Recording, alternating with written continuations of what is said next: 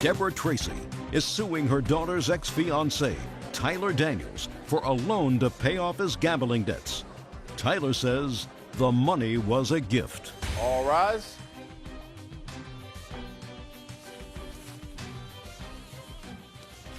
Yeah, this is case number 584 on the calendar in the matter of Tracy versus Daniels. Thank you. You're welcome, Judge. Parties have been sworn in. You may be seated. Ma'am, have a seat.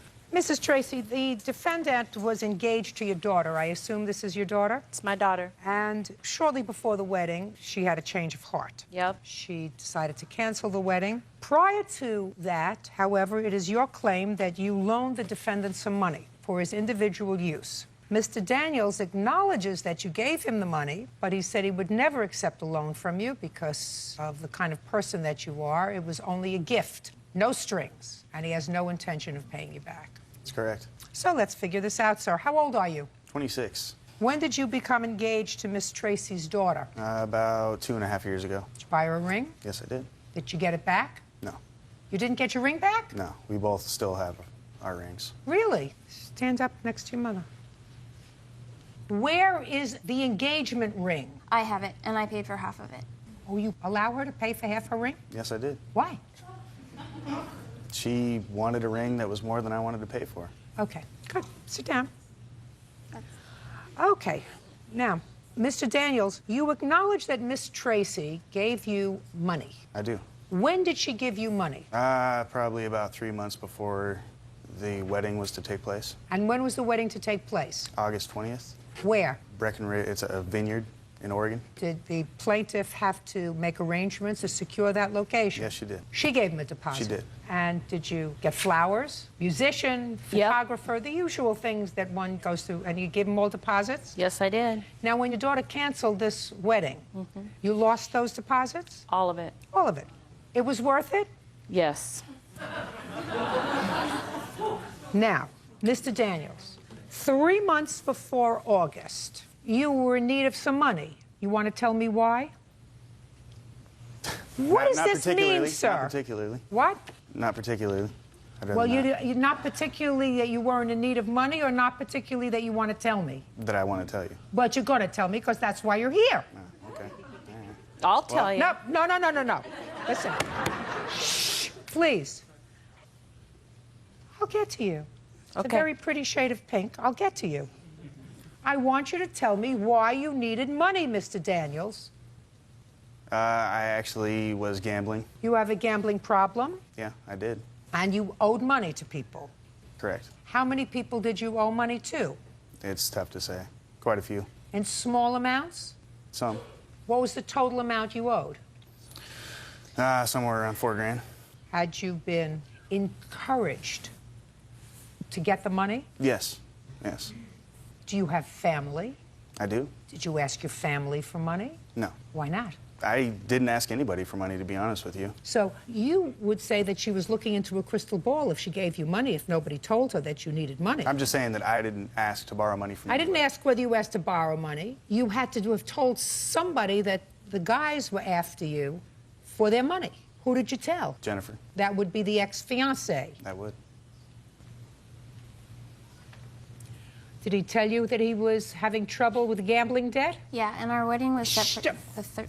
Listen, just answer my question. Yeah, sorry. He tells you he's in difficulty because he owes money. His family, too. He did borrow money from his family. How much did he borrow from his family, Jennifer? He owed his cousin, like, I don't know, 400, and his other cousin, like, 100 or something. And what about his his sister? parents? His parents don't have any money. So he told you that he needed this money, and then what? And the only person I could go to was my mom. So did you?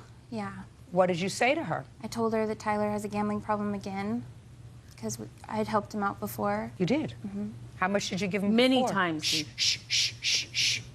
Go ahead. You told him that he was in trouble again. Yeah, and that we needed help. Like, he had back debts that were on my credit. I had co-signed for a car for him, and he was 2 months behind on that. And my ring payment, I had the good credit. That's why I ended up paying for half of my Could ring. we please get to the $3,700? That was car payments, the ring payments, his Men's Warehouse account that was in my name, and That a we few got of the his other tuxedo bills. for the wedding on. I'm not talking about that. I'm talking about you say that you loaned him $3,700. Yeah, that was a combination of his debts that helped. No. It was my understanding from reading your complaint that the $3,700 was for this gambling problem he had. It was, but he had put it on credit cards, so he had to pay the credit cards. He had put what on credit cards? She had put it on her credit cards. Yeah, they were my credit cards. They were on her credit cards. Oh, that's the previous loan. I'm talking about this $3,700 that was approximately May 20th. Do you know what you're suing him for? Yes, I do. I know exactly what I'm suing from. The problem is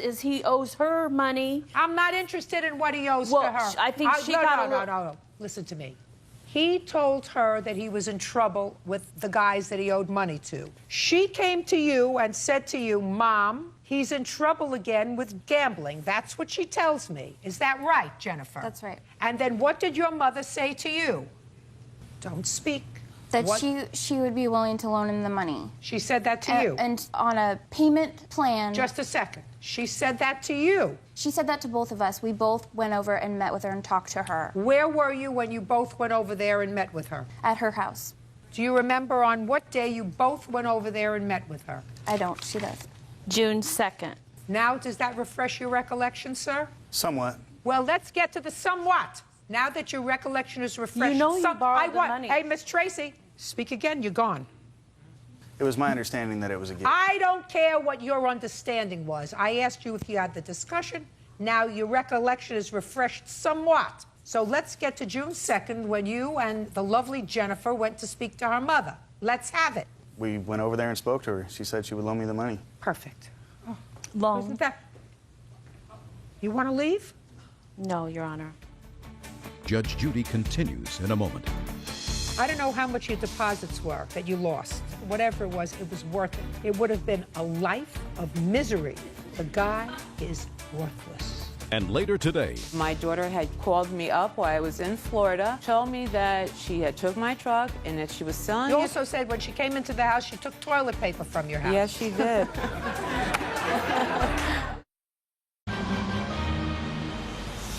real cases, real people. Judge Judy. Deborah Tracy says her daughter's ex-fiancé, Tyler Daniels, owes for a loan to pay off his gambling debts. Yes. So I think initially it started off to be a loan, but, you know, But I know what. well, I mean, we were getting married. So what? I think somewhere along the line it became more of a gift. At what point down the line? On Broadway? Nassau Street? Where? Where did it become from a loan to a gift? It was just things that were said.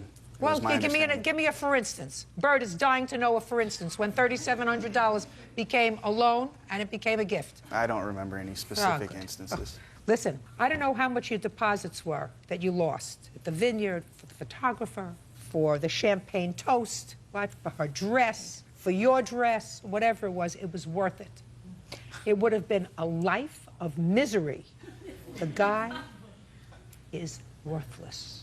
He's got a gambling problem, and he'll never get over it. I don't know what other problems he's got, but do me a favor. Next time you pick him, bring him home to your mother to let her get a... Your mother looks like she's pretty savvy. Let her give him a going over, all right? Jennifer, and don't buy your own engagement ring. Girls don't buy their own engagement rings. That's ridiculous. Judgment for the plaintiff in the amount of $3,700. Goodbye. Thank you, Your Parties Honor. are excused. You may step out. Well, I wanted him and my daughter to start fresh without being in debt, They probably think it's a loan because the relationship didn't work out. start their life together, and Now they want their money back. it just didn't work out. I need money right now, and I'm not going to borrow it from her. I'm not going to do that ever again. Because I've learned a lesson from this, too. Never borrow money. And now the next case. All parties in the matter of Años versus Años, step forward. Jacqueline Años is suing her daughter, 25-year-old Crystal Años, for selling her Chevy Silverado without her permission. Crystal says she didn't need permission. Miss Años, the defendant is your daughter, and it is your claim that she stole a truck that belonged to you while you were on vacation and sold it. Your daughter says that it was her truck because she had sold it to you. You never finished paying for it, so she sold it. Right? Correct. Where did this truck initially come from? My boyfriend, Frank Merrill. Is that right? Yes, ma'am. Frank, what's your last name? Merrill. Ms. Anyos says that the truck originally came from you. Explain that to me, please. I had bought it for work, and wasn't quite big enough for me, so I decided to buy a van. When was that? It was about a month after I purchased it, which I believe was in April. How much did you pay for it? I paid $700 for the vehicle. And who did you buy it from? I saw it on the side of the road, actually, so I didn't know the gentleman that I bought it from. What year truck was it? 1990 Chevy pickup truck. Was it running? Yes, ma'am. Okay, so shortly after you bought it, you found that you needed a larger one. You bought a van, and what did you do with this 1990 Chevy? At the time, Jackie didn't have a vehicle, That would be you. Yes, ma'am. Go ahead. and she didn't have a vehicle at the time, and she was interested in purchasing it off of us. So I talked to her daughter about it, and we decided it wouldn't be no harm to sell it to her. Great. And you purchased it. Yes, ma'am. For how much? The original price he asked me for was $500. I gave him $400 that day. Just a sec. He asked you for $500. Yes. That's not true, Your Honor. Just a sec. And you gave him $400. Yes. Okay. And then you took possession of the truck? Vehicle, yes, I did. And did it remain in your possession? Yes, it did. Until when? January of 2007. And what happened in January of 2007? I was in vacation on Florida, and my daughter had came into my home to get an extra set of keys to park the truck in a friend's driveway because she was taking her plates back, but it never made it to my... Taking her plates back on what? On the truck.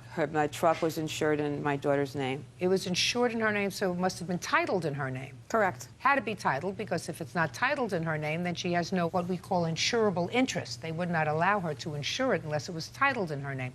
Now, if you purchased the truck in 2005, why was the truck still in her name? Why was the truck still in her name? That was because my the question. insurance was still in her name. Why? Why? Because through the course of years when my children were younger, my daughter got speeding tickets with my insurance. That's false. And I had a few fender benders. And my insurance at that time was for $435 a month. I had insured her prior with my insurance, and when my insurance was up... I don't... Listen to me. Do you understand this is not a tea party? When I look at you and ask you a question, you'll answer me. Other than that, don't shout out here. I don't permit that. Okay. Now we understand that? I've explained it to you. Yes. Don't do it again. Go ahead. And then I asked my daughter to do the same thing for me, which she insured the vehicle for me. That's fraud, you know. That's fraud.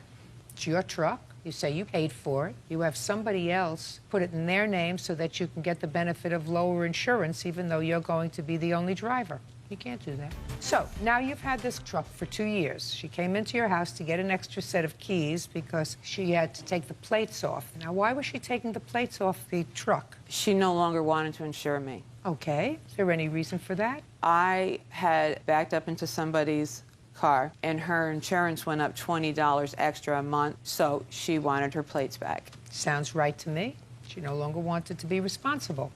So? So? Go ahead. Let me hear what happened. So?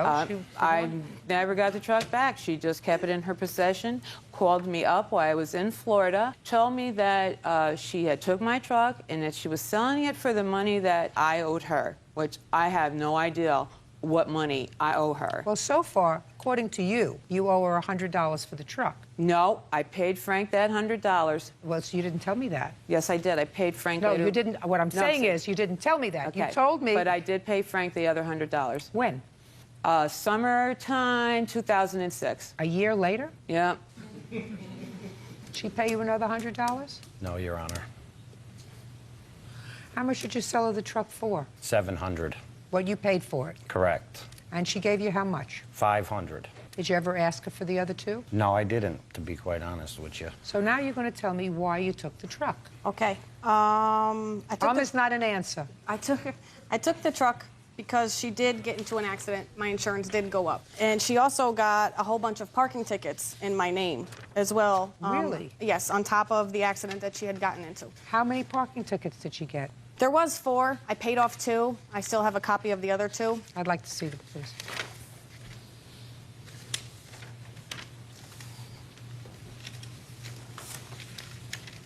Why didn't you pay your parking tickets? Madam, Yes. Why didn't you pay your parking tickets? The parking ticket that she is claiming for... No, there were 4. There's only 2, and here's a recent printout of that. She said she paid 2. 2 were outstanding. They weren't from me. They were on a car that was in your possession. These are from 2006. The car was in your possession. I did not have 4 tickets, Your Honor. I have 2 here. She said she paid for 2. Let's talk about 2 from 2006. You have proof that you paid them? No. I can understand why she took back the truck.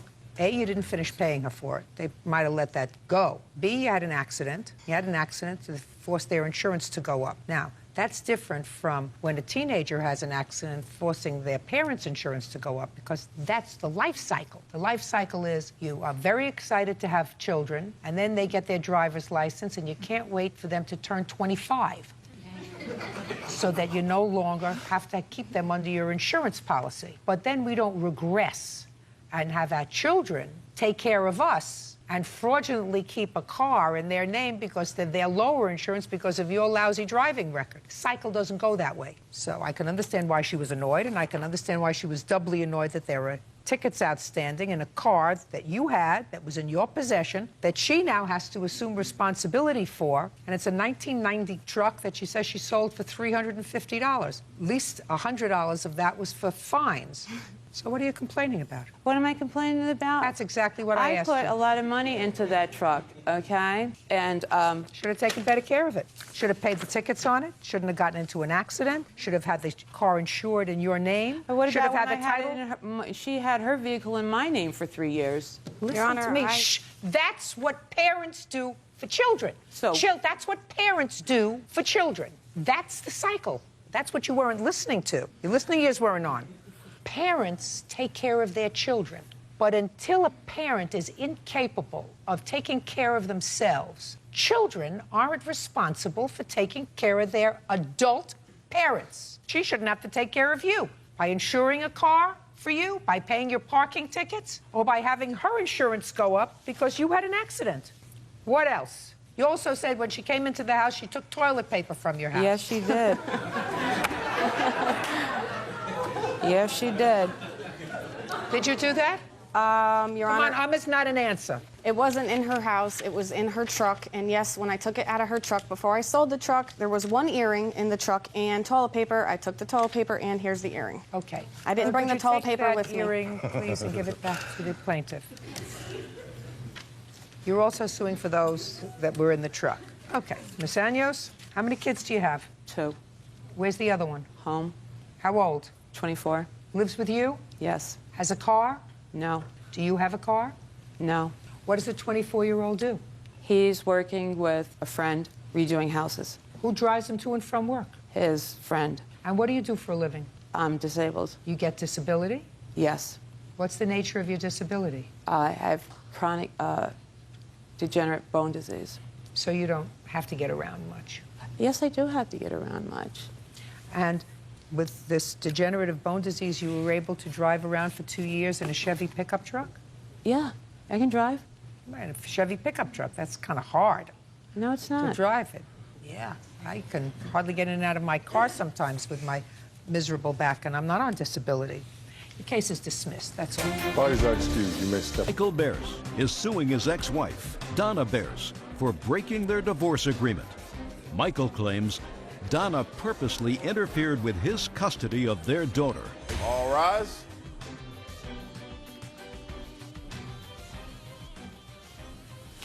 Your Honor, this is case number 538 on the calendar in the matter of Bierce versus Bierce. Thank you. You're welcome, Judge. Parties have been sworn in. You may be seated. Sir, have a seat. Mr. Bierce, the defendant is your former wife. You have 1 child. I have 2 children, ma'am. How old are they? My son is 24. My daughter is now 17. You were divorced, and when you were divorced, according to your complaint, you were awarded custody of your daughter, who was then either 15 or 16. You and your wife were living in Florida at the time? Yes, ma'am. But subsequent to the divorce, you and your daughter moved to Pennsylvania. Pittsburgh, Pennsylvania. And it is your claim that during a summer visit, that following summer, your daughter went to visit with her mother, and her mother failed to return her from the visit. She went to court seeking a change in the custody decree, forcing you to incur expenses, going down to Florida, fighting the custody award, and getting a lawyer. You want her to pay those expenses. Yes, Judge. And your former wife says that your daughter wanted to stay. She preferred to stay in Florida. You really should have been more understanding. Ultimately, your daughter did return to your custody. Is that right? Yes, Judge. In what year were you divorced?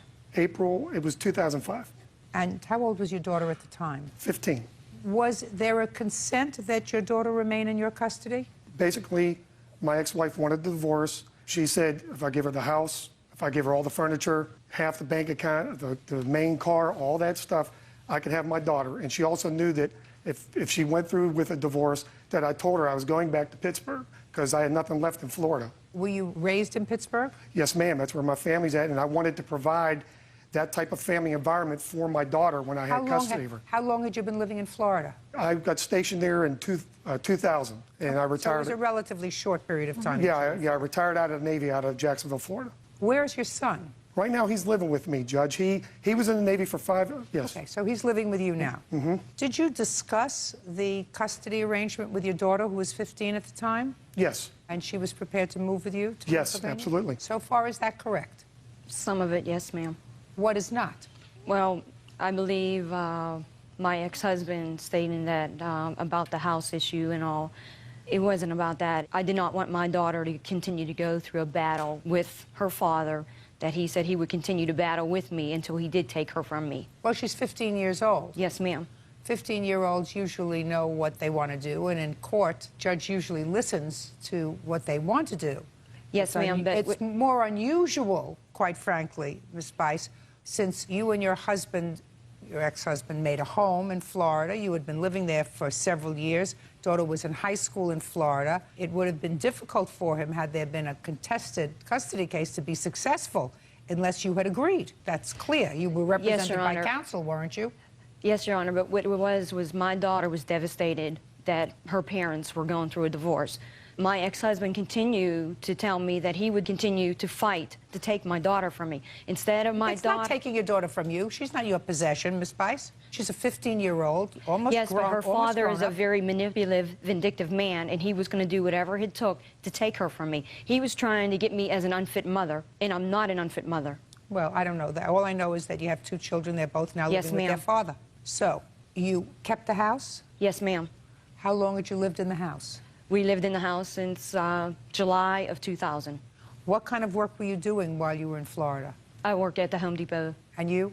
I was retired Navy, and I did not have a job. I was going back to Pittsburgh to start a second career. So you get a pension from the Navy? I get half a pension now. And you had a bank account? Yes, we had a shared checking account. Okay, and you got half of that? Yes, ma'am. And you got all the furnishings in the house? No, ma'am. We divided the furniture. You did? Yes, ma'am. What did he take?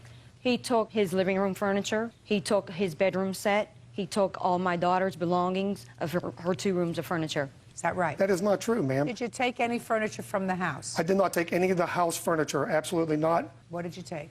I took my clothes and my guitars and amplifiers, all my stuff. Sort of believe that. All right, and you say the quid pro quo for that was that there would be an uncontested situation with your daughter coming to live with you. Now, tell me what happened when she went to visit her mother. When did she go to visit her mother? She first went to visit her mother in April of 2006 during spring break.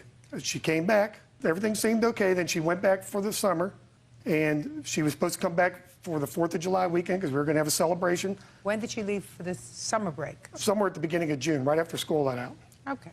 And what happened? She never came back. As a matter of fact, I got a phone call from my daughter stating, I'm not coming back, and there's nothing you can do about it. I'd like to interrupt that, Your Honor. Just a second, I'll come back to you. So, what'd you do? Well, first of all, I was probably mad and said some bad things because this just shocked me. And did you ultimately retain an attorney in Florida? Yes, my ex-wife gave me a summons. The sheriff came to my house, and then I was forced to eventually go to hire an attorney. Now, you were divorced in April of 2005. Yes. When did you leave for Pennsylvania? April 30th, 2005. When did your daughter come to Pittsburgh? June of 2005. So from September 2005 until the end of that year, she went to school in Pittsburgh. Yes. So my question is, if your daughter wanted to stay in Florida with you, Ms. Bice, why didn't you petition the court in Pennsylvania, where your daughter had spent her last year, where now all of her school records were, for a change in custody? Your Honor, at the time when my ex-husband received my daughter, my ex-husband had turned my children against me. My children did not speak to me until the following year.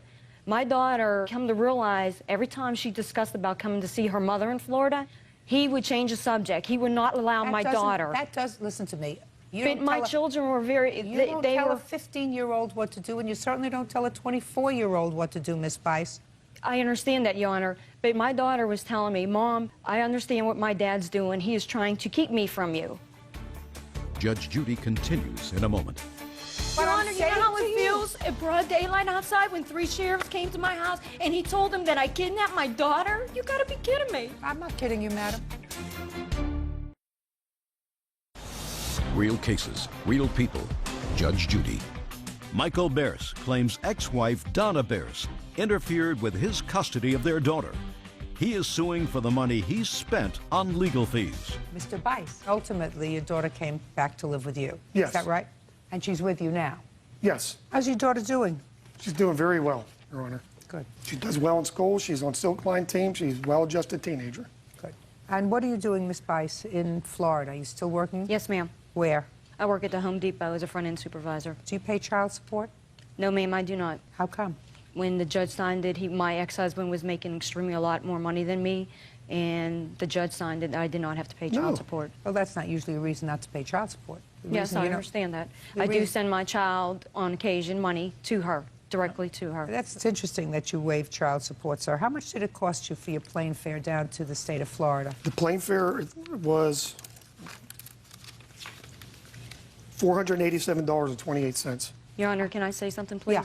On July 1st, when I did take my daughter back to the airport, I left her because we are not able to go through security. At the time I left the airport, my daughter had called me and told me that she did not go on the plane. She did not want to go back to her father. My ex-husband did not have to purchase another plane ticket for his daughter to go back to Pennsylvania. They actually... I'm not talking about his daughter's plane ticket. Didn't you go down to the Yes, state of ma'am. Florida? I had an I'm talking about emergency his pickup plane order. ticket to come down to Florida to litigate this matter. That's the plane ticket I'm talking about, Ms. Yes, ma'am. Not your daughter's plane ticket. His. Yes, ma'am. Because you want me to believe, Ms. Bice, that you took your daughter to the airport and you had no idea that she was going to not get on the plane? Yes, ma'am. I have her boarding pass showing that I did take my child to the airport. Well, I believe that you took her to the airport, but what I'm saying to you is you want me to believe that when you took her to the airport, you had not had any discussions with her about not getting on the plane. We discussed about she was going back to her father until the issue that I had reopened on June 19th was resolved. Which was? Okay, when I received my daughter on June 8th, which I should have had her for the whole summer, but he demanded that she came back. Get to the point. Okay. It's not true. On June 18th, when my daughter made a phone call to my ex-husband, she stated to her father that she did not want to go back to him, that she loved her father, and that she was happier here in Florida with her mother. I start discussing with her. I said, Mom, we'll go the legal route, and I will reopen this case so I can try to fight to get her back to me. On June 19th, I went to Clay County.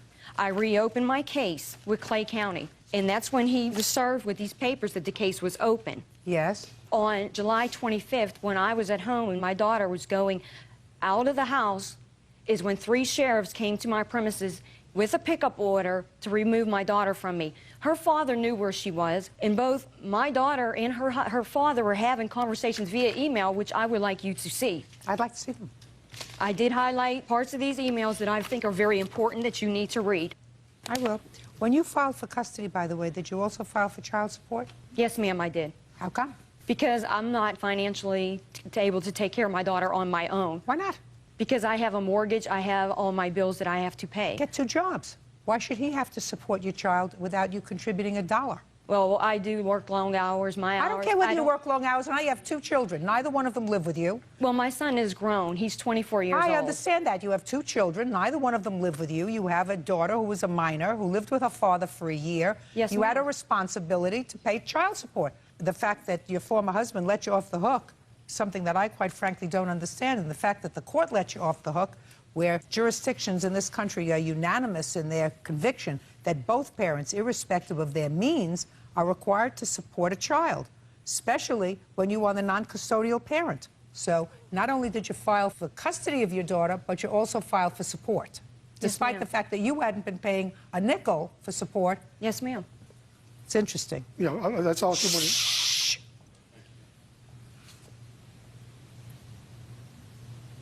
Did your daughter ever discuss with you, Mrs. Bice, the part of the petition that you filed in Florida and dropping any request for support? No, ma'am. I don't believe you. I don't believe that your daughter didn't at some point say to you, Dad says it's all about money, it's all about the child support that you want. Would you tell Dad that you don't want any support, just let me live here with you? I don't believe that this girl who wrote these emails didn't say that to you, Ms. Bice. At some point or another, Your Honor, when Cynthia would talk to me, Just get to the point. Did your daughter ever discuss with you, Dad says that this is all about the money? I love my daughter, Your Honor. Just answer my question. Did she ever say to you, would you drop all the requests for more money and just let me live with you? The answer is either yes or no. Yes, Your Honor, in the past. Yes, she has. Of course she did. And did you say, yes, I'll drop all the requests for money? Right now, I am. Right now, my ex-husband has drawn up a documentation, Your Honor, for me to have... Shh. Not right now. When, in June and July of 2006, did you say to your daughter, fine, I will go in and amend my case to drop the request for money and just tell your father, you want to live here and I'll take care of you? Your Honor, my ex-husband would still not give the child up. That's not what I asked you. There is no question in my mind after reading these emails that your teenage daughter liked her life in Florida. She liked her friends. She was there for the summer. It's pleasant. The weather is good, whatever it was. And she said, you know what? I think I'm going to stay with my mom, because that's what happens with teenagers. And the fact that you feel as if you've been duped, which is the way you feel. You gave up your house. You gave up your furniture. You gave up without any contest half your savings, which you would have had to have given up anyway. And the quid pro quo, according to you, was that your daughter came to live with you in Pennsylvania, away from where she had lived really for all the time she was a teenager. And then when she had an opportunity to go back, she said to her mother, you know, I like it here. I think I'd like to stay. I love my father. He's treated me very well. I like his family. She says all that to you. But I'm a teenager. I'm 16 years old. I'm happy. I can drive here in Florida when I'm 16. I can do lots more things here. So I think I'm going to stay. And her mother took the ball and ran with it. That's not a lawsuit, Mr. Ma'am, Your Honor, can I say that on the emergency pickup order, she had no basis, no legal right to hold my daughter down in Florida without getting her back on the aircraft. We're not talking about a 3-year-old, Mr. Bice. We're talking about a 16-year-old. Your Honor, you know how with the day on July 25th, on July 25th, when my daughter and I were leaving the premises, my neighbor across the street was on her cell phone with my ex-husband. They were communicating back and forth to each other, and the police came to my house. 3 sheriffs pulled up in my driveway, Your Honor. Do you know how it feels? I started crying. My daughter started crying. She says, Mom, please don't let these police take me from me. She was crying. So why didn't you fight the custody order? Your Honor, they came with this pickup order and they took her from me and her father. I see a settlement order here, madam, that you signed off on. Yes, but at the time, Your Honor, when they came to the premises of the house, they took her from me. The case had just been reopened, Your Honor. It didn't even make it to the court. Miss Bice, you settled the matter. Yes, ma'am, after that. That's right. Well, that's what I'm saying to you. Your Honor, you know how it feels at broad daylight outside when 3 sheriffs came to my house and he told them that I kidnapped my daughter? You gotta be kidding me. I'm not kidding you, madam. No one knows how it feels. I'm not kidding you. I'm not kidding you. You did the wrong thing. Yes, Your Honor, but when my child is there, Mom, please don't let them take me. Miss Bice, you did the wrong thing. There is nothing that's indicated in these emails that you gave me to suggest that your former husband was anything but a good, loving, supportive parent to this child, and even supported her visits with you by sending her down. Sent her down in April. That's all, Your Honor. When he received... No. He sent her down in April, and he sent her back down in June. That's all, Your Honor, but he had the child the year before. Miss Bice, listen to me carefully. Mother of the Year, you're not. No one said I was. No, Mother of the Year, you're not. It's a lawsuit that's over, that you settled. Do you understand? If your child was 3 years old and you sent her down on a visit and her mother, under those circumstances, retained her and didn't return her to you, you might have a cause. But when you're dealing with a 16-year-old who clearly communicated with you by email that she loves you, but she'd like to stay in Florida, she doesn't even say, I want to stay with my mother. Her mother really had nothing to do with it. She wanted to stay in Florida with her friends. It's exactly what it is. It's her friends. It's the party Mr. time. Bice, I raised 5 children. I got it. You people are fungible. You don't understand. Once you reach 16 years old, it's whichever parent is going to give them a little more latitude. She wanted to be in Florida with her friends. Her mother was irrelevant. This is not a lawsuit, Mr. Bice. Get over it. But no, you can't. You got to get over it. You have your daughter with you, which is what you want. You have your son staying with you temporarily, if that's what you want. Granddaughter, too. If that's what you want, terrific. I sort of feel as if once they leave the house, they don't come back. It's not a revolving door where they come back, but you want to make yourself open to that? You're a better person than I am, sir. They're yours. So what about the airline tickets and the rental car? I had to come down to get her, which she should have made sure she got her on that plane. You can't make sure of anything with a 16-year-old, Mr. Bice. Say goodbye. Say goodbye. It's over. That's it. Yes, ma'am. Case is dismissed. Parties are excused. You may step back. 21-year-old Sierra Pickering is suing her former employer, Mike Brown, for non-payment of services rendered. Order. All rise. Your Honor, this is case number 556 on the calendar in the matter of Pickering versus Brown. You're welcome, Judge. Parties have been sworn in. You may be seated. Ma'am, have a seat, please. Ms. Pickering, it is your claim that the defendant owes you money. You worked for him for a period of time, and you claim that you quit, but at the time that you quit, you still had some money coming to you. Yes, ma'am. Mr. Brown says that you did, in fact, leave your job, and you were paid up until the date that you departed. Is that right, sir? That's correct. Okay. What kind of work were you doing for Mr. Brown? I was primarily doing graphic design work. That was my major in school. And When did you start working for him? The end of November 2006. Give me the date. I'm not 100% sure. I was after Thanksgiving, so I'd say probably the 28th or so. Do you know when she started to work for you? November 20th? That's not true. I came in after Thanksgiving break. Listen to me. I ask the questions. You don't say not true. You said I don't exactly remember, is what you said to me. So he looked at something. I assume it's a worksheet. It was her application. I hired her on that date of her application. That's true. I didn't begin work until after Thanksgiving. November 20th, 2006. And when did you quit? February 9th, 2007. It was a Friday. Were you a full-time employee or a part-time employee? Between November and December, I was part-time, and then I began full-time at the beginning of January. January what did you become full-time? January 1st. You started working on New Year's Day? Well, no, but at the beginning of the year. What day was it? For the record, Your Honor, she is not an employee. She's a subcontractor. That's not true. There was never any paperwork to justify that. I began on January 3rd, full-time. And what was your salary? It was $6 an hour, but I was promised a raise on multiple occasions. Her salary was $6.50 an hour, Your Honor. When do you claim that he owes you money? From the period that you were a part-time employee or a full-time employee? No, he's paid all but $9.30 from when I was part-time, but from the 15th of January until the 9th of February, all of that is still owed. So you didn't receive any money for work from January 15th to January 29th? I received a check to cover the work that I had done the end of December and the beginning of January. I received the check on February 6th, but it didn't cover that work period. It covered prior to that. Was she paid weekly? That varied. That varied on the job she did because she was a subcontractor. And if she completed those jobs, then she got paid for them. Well, when you say she was a subcontractor, sir, was she paid by the hour or by the job? Both. What does that mean? Explain that to me. She did some work at home as well that I paid her for, not hourly, but by the job. That's not true, Judge. Oh, so you didn't do any work at home? I did work at home, but I wasn't paid for that. I was paid only by the hour. And how many hours a day did you work? It varied. It was typically an 8 to 5 day, but there were Listen, times... Miss Pickering, it can't vary if you work full-time. If you're an independent contractor, it can vary. If you work for somebody for a salary, so much per week, then you work so many hours. You work 8 hours, 9 to 5, 10 to 6, 11 to 7. Yes, do you ma'am. understand? Yes, I do. Do you understand? How old are you? 21. All right, so pay careful attention.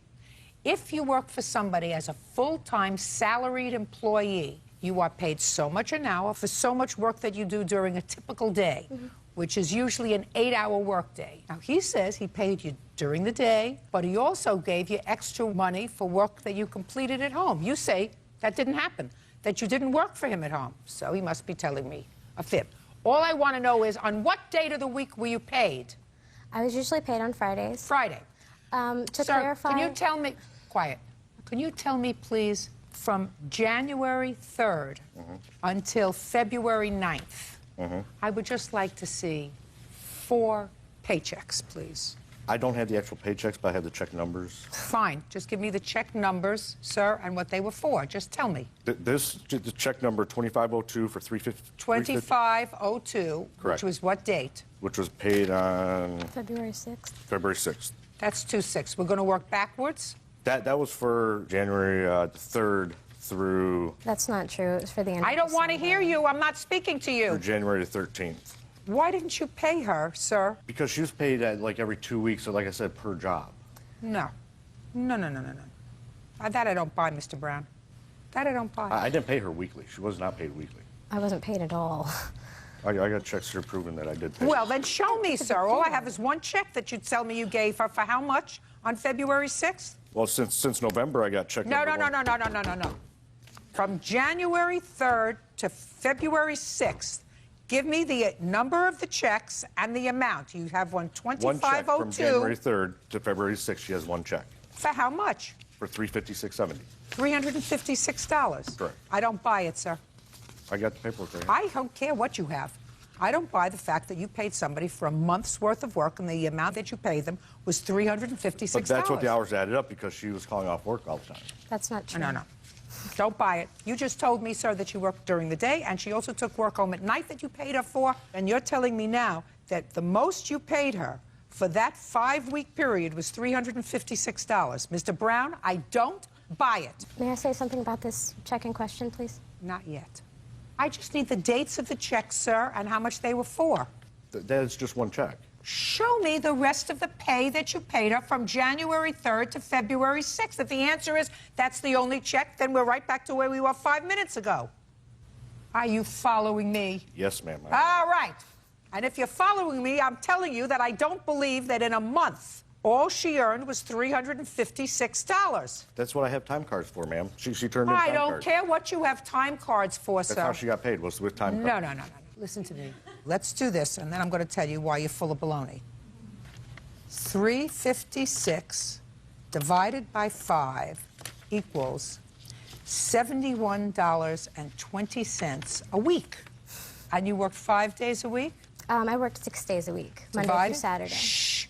$11.86 a day, or a little less than $2 an hour. That's what you paid her, Mr. Brown. Mr. Brown, stop playing with your paper. This is what you just told me. It doesn't make sense, Mr. Brown. And if it doesn't make sense, it's not true. Judge Judy continues in a moment. If you didn't like the fact that you didn't get a raise, you should have quit. There's no other jobs in that small community, especially then you in have my a choice. Then you stay or you quit. That's what I did. I stayed. Well, that's fine. That's what you do. And later today, She thinks you're a pig for coming after her for this money now. And the truth of the matter is she was desperate and her own mother wouldn't give her a quarter. real cases, real people. Judge Judy. Sierra Pickering claims former employer Mike Brown owes for unpaid wages as a graphic artist. Now, how much does he owe you, Miss Pickering? He owes me $1,000. Well, show me. That's a pretty even number. Well, okay. I have all of my hours here. I have my timesheets as well. And he owes me $987.30 at $6 an hour. Now, if he had paid me $6.15 as he claims, or given me a raise as he also promised me, Well, you didn't get a raise. If you didn't like the fact that you didn't get a raise, you should have quit. So he owes you $987.30. I couldn't quit, ma'am. There's no other jobs in that small community. It was very difficult to find employment, especially in my field. Then you have a choice. Then you stay or you quit. That's what I did. I stayed. Well, that's fine. That's what you do. You owe her $987.30. Judgment for the plaintiff. That's all. Thank you. Excuse me, step out. I had a problem with my boss's temper. He would fly off the handle multiple occasions. She refused to leave the store. She was threatening, yelling, screaming. I walked in on him watching pornography at work, which I felt very uncomfortable about. There was absolutely no pornography in the office. He referred to me as, oh, don't worry about it, she's a freak, which I felt was very inappropriate, and I was very uncomfortable with that. Obviously something was going on that she dreamed up. I don't know. You need to trust your first instinct with people. You know, if someone comes across as sort of shady, maybe they are. And now the next case. All parties in the matter of Learmont versus Johnson. Step forward, please. Lori Learmont is suing her former friend, 25-year-old Amber Johnson, for a loan to pay her rent. Miss Johnson, this was your neighbor. Yes. How long was she your neighbor? 7 years. And according to what I read, there came a time when you had some financial problems and you went to your neighbor and asked for money. Yes. What kind of money did you ask her for? I needed money for my rent. I was behind on my rent, so I asked her for $700 for a loan. Was she a really good friend of yours? At the time, she was, yes. You had no family that you could ask money for? Not at the time. They didn't have the money to loan me. Who did you ask? I asked my mother. And your mother had no money to give you? No. So you went to your neighbor? Yes. And your friend, and you said, I have no money for rent. Did you have children? Yes. How many? 1. Could you please loan me some money? Yes. And what did she say? She said yes, she would loan me the money, and I would work off the money. Just a second. She said yes, she would loan you the money. Yes. And she gave you the money. Yes. And you paid your rent. Yes. And now she has to sue you for the money. I feel I worked. Just a second. Now she has to sue you for the money. It is your defense that you worked it off. Yes. Doing what? I did housework. I balanced her checkbooks. I did a lot of small jobs for her. Well, did you keep a record of how much work you did? No, I didn't. Did you have a discussion with her of how much you would be paid an hour? She said it would be $9 an hour. Is that right? It ended up that way, but I started off at 7. So how many hours did you work? Probably once a week, 8 hours a day. It depended on my work schedule because I was... Well, how am I supposed to figure that out unless you kept track? I didn't keep track. I don't know. Did you? Yes. How many hours did she work? It's hard to explain how many hours. I have it detailed on here Can because... I see it, please? On there, I had to give her $20 to get to my place because she had no money for gas, so that was kind of added in there. That never happened. It did. I live right around the corner. You didn't have any money Don't for speak gas. to each other. Now, where did you get this from, these hours that she worked? She wrote it down, or I wrote it down on a piece of paper, and then it was a real mess, so I detailed it. Do you have any of those papers that you wrote it down? I'm sorry, I do have it, but it's just not right beside me. I thought you'd like a nice, neat, typed. Well, no, I'd preferred, Yeah. I would have preferred to have I seen know, exactly what it was that was written I was down. thinking that while you said that. Okay. So since she kept no records, and you did, gave her credit for $150, that means you still owed her $550. There was also a time that I went down to pick up her car from the shop. She had me go down and drive it back up the hill, and she said that she would take $50 off the bill for that. Just a minute. Yes, we have that here, November 22nd. Okay. It's right here. So you still owe her $550. I don't believe I do. I worked more hours than she said. All you had to on that do was paper. keep track. I didn't think it would go this far. Well, it did go this far. I've often said, when you lend people money, friends, it's the quickest way to end a friendship. I know. If somebody comes to you and says, I need $700 to pay my rent, if you can afford to give them $700 to pay their rent and never expect to see it again, give them the money and then say to them, don't ever ask me for money again. I'm giving you this money. You don't have to pay me back. But do not ever ask me for money again. Is that fair? Because once you are a loaner of money, the friendship is over because she thinks you're a pig for coming after her for this money now that you probably really don't need desperately, you know, like she needed the money desperately when she came to you. And she said, why is she being so petty and coming after me for this money, right? Why is she being so petty? When the truth of the matter is she was desperate and her own mother wouldn't give her a quarter. A stranger did. So you owe her $550. Now, you have a cross-complaint for harassment. You want to get there fast? Yes, she was calling my work, harassing me at work. She probably called about 10 times a week at work. She would call me at 3 in the morning asking for the money. Her guy that she's living with showed up at my house, egged my door, threatened to kill me. There was so much harassment, I quit returning her calls. Why don't you just pay her the money? I didn't have the money, and I didn't have the time well, to that's the work off. answer. You didn't have the money. When for the first time did she ask you for the money? The next day. The day after the loan, she called me and said, I would like my money. And I said, well, I'm supposed to work it off. She said, no, I need my money now. I have people that are hounding me for money. I need my money now. The day after she called me. No wonder her mother didn't give her any money. There's a reason her mother didn't give her any money. When you have a responsibility, you're supposed to take care of it.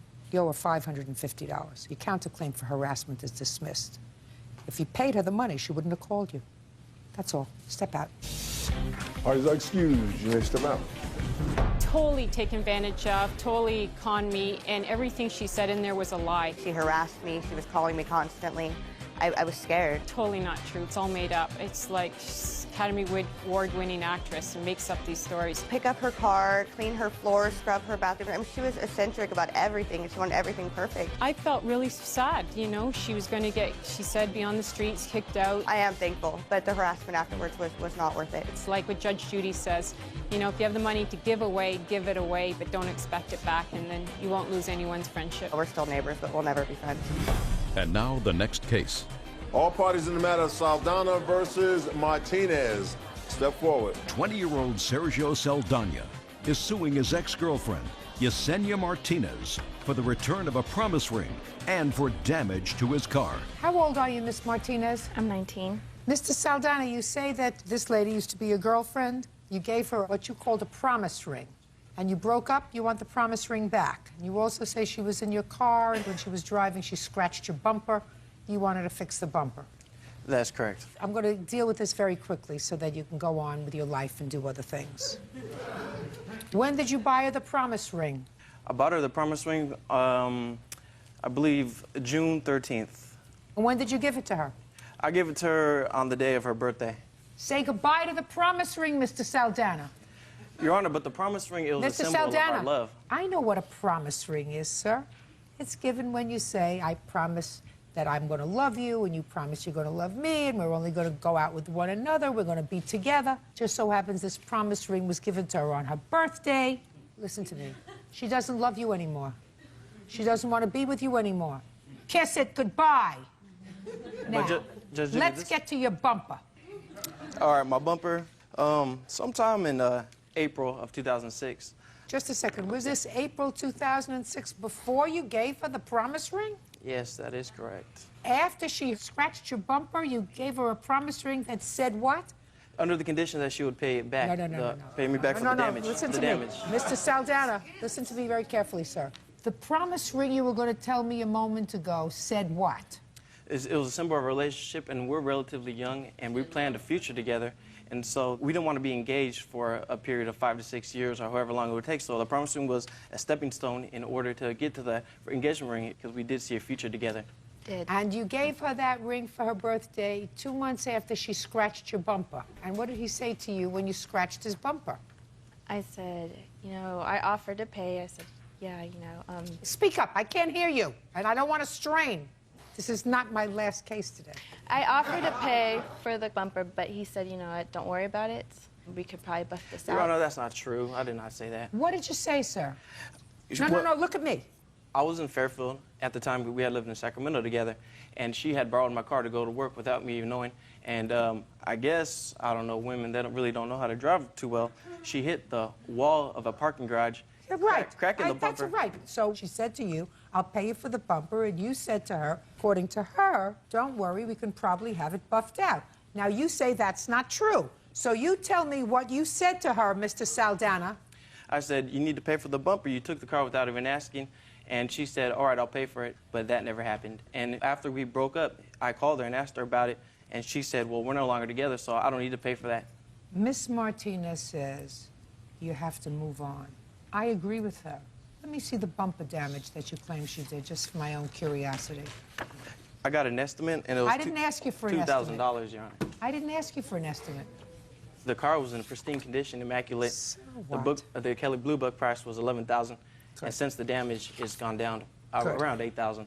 Good. Go buff it out. Case is dismissed. That's all. Parties are excused. You may step out. Nonsense. 21-year-old Nicole Wagner is suing her former live-in boyfriend, Christopher Solomon, for the return of rent and for the value of property she left behind. All rise. Now, this is case number 554 on the calendar in the matter of Wagner versus Solomon. Parties have been You're welcome, Judge. Parties have been sworn in, Your Honor. May be seated. Ma'am, have a seat, please. Miss Wagner, Mr. Solomon was your boyfriend for a while, and you lived together. He has 2 children? Yes, ma'am. You have? One. And according to your complaint, Mr. Solomon asked you to move out of the house. There was a problem. You did move out of the house. And you claim that Mr. Solomon kept some of your stuff, refused to give it back to you, ruined some of your stuff when he put it out in the rain, and then caused your car to be towed from his place of business, and you can't get it out unless you have thousands of dollars. Mr. Solomon says that he gave you ample opportunity to retrieve your stuff. He said that the car that you left in the parking lot of his business wasn't running. You should have moved it because he had to have it towed. It was in the parking lot. That's your problem. You didn't take responsibility for your own things. He is counterclaiming, alleging some nonsense, but he also says that you damaged his car. Right? Yes, ma'am. Okay, so give me the dates that you lived together, Miss Wagner. We moved in together into our new house on August. And August of 2006. And were you both on the lease? Yes. When did you separate? It was November 14th, the day we broke up. Now, I want you to tell me about that date. Okay, he had given me my new engagement ring, and I was still in the bed sleeping when he woke me up trying to jerk the ring off my finger. And I was asking what he was doing. He said that he found out that I cheated on him, that he wanted us to break up, and that it was over for me to leave. So he jerked me up by my arm. I called her. She came and picked me and my son up, and we left. November 14th? Yes. When for the first time did you try to get your property? I came back on November 25th to get my things. Well, what'd you do between November 14th and the 25th? He wouldn't let me come to his house. Is that right, sir? No, ma'am, that's not true. And yes, sir. Okay. Let's get to the point where you believed she was not being faithful to your relationship. Yes, ma'am. That came to a head on November 14th. I said she needed to make a life choice. Either she wanted the lifestyle where she was going to be out all night long, or the family lifestyle that we had set up. I have 2 children. I raise on my own. Gotcha. Done. So she left. Yes, ma'am. Now, when she left, did you prohibit her from taking any of her property? No. Now, That's a hesitant no. She came and went as she pleased for the first month after that. She would come and do laundry at the house. She would come and get just a few clothes and leave everything else until I had to call the police. Mr. Solomon? Because at first I allowed it. I allowed her time to find a place to get her things to take to. You mean between November 14th and November 25th? It went on long past that, yes. She was coming back and forth to the house? Yes, ma'am. Miss Wagner, let me tell you this. I believe him. I want you to understand that my job is to be able to tell if somebody is pulling my leg or not. I believe that after you left on November 14th, you went back and forth to the house freely. Do you understand? Okay. So if you're to tell me that that's not true, I'm not going to believe you. Okay, Do you well, understand? I have proof of this.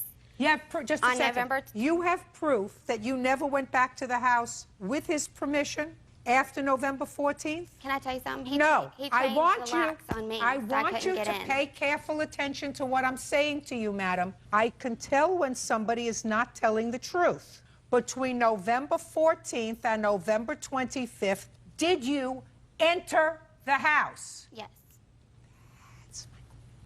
How many times did you enter the house between November 4th? You see how easy this is getting? Right, I got you. I went in twice when he was there, and once when his babysitter was there. So you entered the house when he wasn't at home? Yes, one time. I don't care if it was 1 time or 10 times. Now, when he wasn't home, why didn't you get your stuff? I was, and his babysitter said if I didn't leave, she was going to call the cops because he doesn't want me there. So I left. And when I went back on the 25th, like he said I could, he called the cops on me and Ashley because I was getting all my things when I brought boxes and everything. And the cops said I had to leave. Was there a time, I've read his answer, that Mr. Solomon spoke to your aunt about you coming to the house to get your property? Yes. When was that? December 19th is when we all agreed to meet at the December. house. Yes. Not all agreed. When for the first time did you call Mrs. to tell her to at least accompany Miss Wagner to the house? I went to her place of employment and had a long conversation with her, and Miss agreed to be the go-between, and that she would be present at the time, and she would be there when she came to get her things. It wouldn't be an argument. And that happened December 19th? Is that when the arrangement was made? Somewhere close to that. Fine. Now what happened, Miss Wagner? Okay, I went over there. Look at me. I went over there on the 19th. With your aunt? No, she said she wasn't going to come. It was just going to be me, that I needed to go down there. That was the arrangement. The arrangement that was made with Mr. Solomon and your aunt was she said she would accompany you. She didn't have enough time to do whatever she had to do, so she said that I needed to come by myself. So I did. I talked to Chris, and he was there. We talked. I mean, we were fine. Well, if you were fine, why didn't you get your stuff? I was packing my things, and that's when he called the cops on me. He pulled out a gun and was like, I'm going to shoot anybody that comes up in this house to help you. And that's when I was like, let's just leave. It was me and Ashley. My son was there. He said everything would be fine, so I came. Wait, ma'am. Go ahead. When she came to the house, she came to get a few things. No, The argument was that I thought you were coming to get everything, not just a few things. A pair of black pants is exactly what she was looking for, and that's all she was going to get and leave.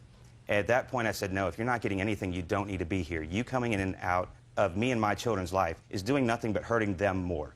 They were attached to her. We had a family together. She's coming and going and doing nothing but dragging this on. So what you're saying, Mr. Solomon, is Ms. Wagner wasn't coming to get all of her things on December 19th. She was coming to get a pair of slacks from the house. That is not true. Were you packing up yes, your stuff? Yes, I was packing my stuff that day. And the cop told me... What were you packing?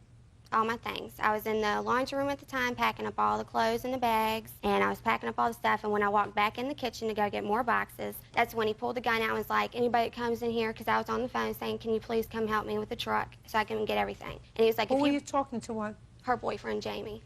Why wasn't Jamie there with the truck? Why were you calling him? Because I needed somebody with a truck to come help me. Well, why weren't those arrangements made before, Miss Wagner? Because he said he was going to use his truck to help me move everything. We were still talking. Everything was fine. Go ahead.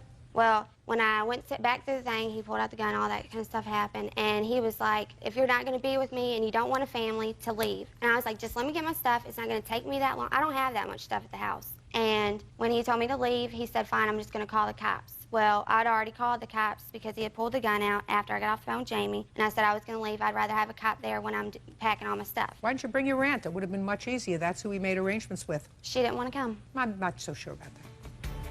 Judge Judy continues in a moment. You mean after he pulled a gun on you, after you called the police on him, you spent Christmas morning together with him, opening up presents with the children? For the kids, yes. And later today... What you're telling me is that she held the plane tickets over your head in order to get you to sign the lease. That's ridiculous. You sound ridiculous, like a ridiculous baby.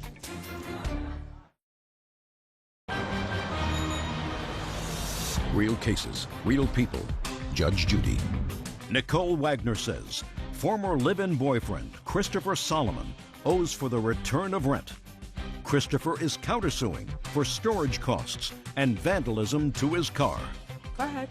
And the cop came down there and said that if I needed certain things for my son, I can go get them, but I had to leave. And if we wanted to settle this, we had to settle it together, or we had to go to court. Very good. And that I couldn't come back until we did. That was December 19th. Yes. When did you go to court? We didn't go to court. Well, when did you file to get your stuff? I never did. He Why said not? he was going to file to take me to court for leaving my stuff there. What? Yeah. If you wanted your stuff, the police told you what to do. They said go to court. Why didn't you go to court and file a claim against him for your stuff? I would have if I had the money to do it. On Christmas, you don't need the money to do it. It costs $48 to take somebody to court for small claims. Well, you have a 4-year-old child, madam. How are you supporting yourself? Well, at the time, I had lost my job when we were together because How were you supporting yourself? House mother. My mother was helping me at the time. Then you ask your mother for $48 so you could file a small claims case. Well, between her and my aunt talking to Chris, Chris was telling them that I was going to be able to get my stuff. We just needed to set a better date. Baloney. That's what was said. Baloney. But do me a favor. Could we get to the truck, please? When did you leave your truck at his place of business? When we were together, we had left it there. What month? I'm not sure. It broke down, I think, in August. And you just left it at the parking lot? Right. You left in November? Right. Why didn't you take your truck? Because he gave me time to find a home for me and my son to live in. Oh, so he was just a second. So after November, now what you're telling me is, Miss Wagner, when we were what you're telling me is that after he threw you out in November, he gave you after that. He gave you time to find a place to live, which was very nice after he believed that you were cheating. Right. He gave you time to find a place to live and get settled. That's what you're telling me. Correct. So it wasn't all terrible. And that included finding a place where you could take your truck that had broken down in August. Right. How long did he give you? He said I can have until January 31st to move my truck. January 31st. That was the date. Is that the date you gave her, On sir? a Wednesday. No, Is that ma'am. the date you gave her? No, ma'am. She makes things up as she goes along. She doesn't No, realize that it's when not. I tell her things, that I can tell when somebody is lying to me, that I can tell. Ma'am, I have When a did picture you here. have the truck towed, sir? Give me the date. January 1st. January 1st. So you had the whole month of December. Right. Yeah, the whole month of December after things were not going well. You should have moved your truck. Well, we only started talking after December 25th. And after that, he said that I could have up until January 31st to move my truck. And I said, we were still talking. We spent Christmas morning together. We switched presents for kids and If everything. Really? I You might mean add. after he, just a second, Miss Wagner, you mean after he pulled a gun on you, Yeah, after we your gloves, decided to be friends.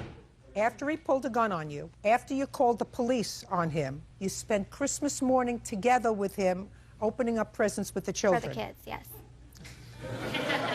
Mr. Solomon, the truck she takes care of by herself. You want the truck? You want to get it out of impound? Pay for it. You had ample opportunity to get your stuff. You didn't get your stuff. It's gone. It's over. You want to go into your counterclaim with me? Yes, ma'am. I'm timing you, Mr. Solomon. Yes, ma'am. On New Year's Eve, I started receiving some prank phone calls coming from private numbers, but easily recognized her voice after living together for so long. Not true. I said, you know, I'm older. I don't need this going on in my life, this drama. You know, if this is the way it's going to be, then you can come get your stuff now, and I'm going to start putting it outside. And when she came over thinking I was putting some of her things outside, she raised a lot of Cain, and after she left, they went outside, and there was a nice chunk out of the side of my car. Somebody evidently had run a key that was not there before into the side of my car. And can I say something on that? Yeah, sure. She's my witness when she came with me down there to get my things that he'd left out in the rain. And when he called me, it was like 4 o'clock in the morning. We were already at home in the bed, and I had to ask the lady downstairs to keep an eye on my son while I ran and got my things out of the rain. When we went got down there, he was outside drunk. You woke somebody up? Yes. A neighbor downstairs? You woke somebody up 4 o'clock in the morning? You know, you probably... And we all lived together. You probably wouldn't know the truth if it came up right over Yeah, here. and I have text messages right over from here. his phone. You don't have proof that she did it. Could have been her, could have been the guy that she Right. brought with her, it could have been somebody else. I understand. It's over. Yes, ma'am. It's over. Finished. Okay. It was a bad scene. Move on. You too. Goodbye. I have. Parties are excused. You may step out. He played house for a while, He wanted me to be a housewife, but after she remembered what the party life was like, and you like a soccer mom. she chose that lifestyle over that one, so. I wasn't ready for that, and I told him that. And now the next case. All parties in the matter of Oreo versus Stuckenschneider. Step forward, please. Heather Oreo is suing her ex-boyfriend, John Stuckenschneider, for mortgage payments, the cost of an airline ticket, and harassment. He used to be your boyfriend. Yes, ma'am. It is your claim that he moved into a home that you owned Yes, ma'am. with a child, your son, My son, that's correct. and it was the agreement that he was going to pay the mortgage on that home while he was living there, Yes. and then eventually you were going to move in together. Yes. It is your claim that he failed to pay the mortgage on the house, that you didn't find that out right away. You were forced to make up those payments. It damaged your credit. And in addition, a small loan for a plane ticket that you made to him, and you claim he's been harassing you. Yes, ma'am. Everybody harasses people. I don't understand that. So tell me about the arrangement about the mortgage. That's really the big piece of this lawsuit. In March of 2006, I purchased the home so that the defendant and his son would have a place to live. Where were you living before, sir? I was leasing another house, and that lease expired. And you were living with your son. How old's your son? He's 22 now. So he's an adult. Yes. So, lease expired, you bought the house, he moved in. What was the mortgage payment? It was a combined payment. It was 100% financing, so I had to get 2 mortgages, and combined, it was a total of about $1,300. And when was he supposed to live there with you? Our agreement, our understanding, when I made the commitment to buy this house, was that when his son felt he could financially afford to move out, which we were anticipating at the end of 2006, at that time he and I would get married and we would join our families and live in that home together, and I would sell my other house. Is that your agreement so far, sir? It's a little bit different than that. We actually tried to get the mortgage together, and because of a negative credit situation with a prior divorce, I could not On your qualify part. for the On your part. Absolutely, I could not qualify for the loan, and so the agreement was that she would go ahead and finance the house. I would be responsible for the mortgage payments on the property. Within a week of that signing, we would add my name to the deed. Of course, that didn't happen. But within a year of great payment history, we'd be able to refinance again with me added to the loan. Fine. When did you move out of the house? I think it was November. Of 06? Yes. How many mortgage payments did you make? I made 3 or 4. I actually have my bank statements that reflect that, then they're highlighted here. Well, you moved in March or April? I can't remember exactly when we closed, but it was right after. It was right at the 1st of April when he moved in. Okay. You should have made 7 mortgage payments. If I had been current, which didn't happen. Well, so I got it. Right. How many mortgage payments did you miss? 2 mortgage How many payments. did he miss? On the larger mortgage, it was 2, and on the smaller mortgage, it was 4. The larger mortgage was how much? $961. And on the smaller mortgage, you missed 4? Yes, ma'am. The smaller mortgage was how much? $346.46. $346. Okay, fine. So far you owe her $33.06 plus late fees because you didn't pay. Now you want to tell me why you didn't pay? Yes, Your Honor. I'm only marginally curious. All right. How old are you first? I'm 43. 43. What do you do for a living? I'm in the insurance business. Go ahead. I moved in the house, made the mortgage payments. I was in a new career. It was going great for the first few months, and I was making the payments, and then the certain promises that were made to me by the company didn't materialize. I lost bonuses that I thought were coming to me. This was never... You know, sir, you want to tell it to Oprah. Okay. I mean, you know, me, TFT. I will explain that to you later. You have to pay a $3,306 because every 43-year-old man pays rent, especially when he lives at a place with his 22-year-old son. Your Honor. That's what you do. At this time, at the first of this thing, I didn't even have a lease on this particular property. I don't care whether you have a lease or not. You want to live rent-free, go to a shelter. No, absolutely not. No. Let's get to the plane ticket. She booked, according to her, a plane ticket, $308. Let's hear your version. Okay. She had been talking to me for some time about signing a lease on the property. I was reluctant because we hadn't done the deed thing. That had not happened. My name had not been added to the deed. This opportunity to go to Vegas came up. I didn't have the money to go. She offered to pay that only if I would sign that lease. And so I did. And she paid for the ticket. Also in that lease, there's a clause that states that as long as I kept the payments current, that I would receive all tax benefits from the payments. Of course, 100% interest at this point. Listen to me. You've just told me there's a clause in the lease, which I haven't even seen, that as long as you're current in your payments, you get the tax benefit. You weren't current in your payments, Correct. So that clause is null and void, right? I also told you that you're a big grown-up man who has a 22-year-old son, and grown-up men pay rent. You don't live someplace free. You want to live free, go to the Salvation Army. You chose to live in this very comfortable home. You have to pay. And if what you're telling me is that she held the plane tickets over your head in order to get you to sign the lease, that's ridiculous. Well, that's ridiculous. Happened, yeah. You sound ridiculous, like a ridiculous baby. Now, I don't want to be bothered by your harassment. Somebody with this kind of accent doesn't harass you. He could be annoying. Highly. Now, what were the penalties? Were there any mortgage penalties that you had to pay? All of the payments that I made that are a reflection of the extra interest and penalties that were built in. So Okay, they were built in. So then he owes you $3,614. Plane ticket and mortgage. Thank you very much. You're a very nice couple. You don't belong together. Goodbye. Parties are excused. You may step out. 23-year-old homemaker Marilyn Vasquez is suing her husband's ex-wife, 33-year-old public safety officer Linda Ricard, for assaulting her when she was 5 months pregnant. Order. All rise.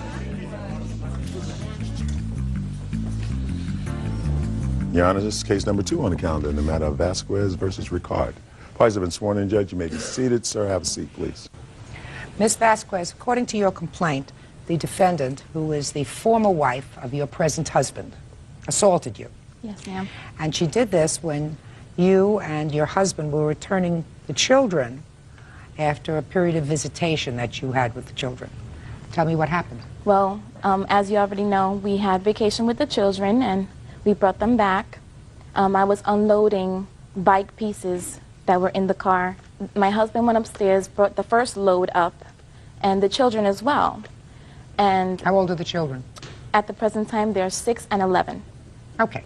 And during the vacation, the youngest was 5 years old. I had to spank her on the bum.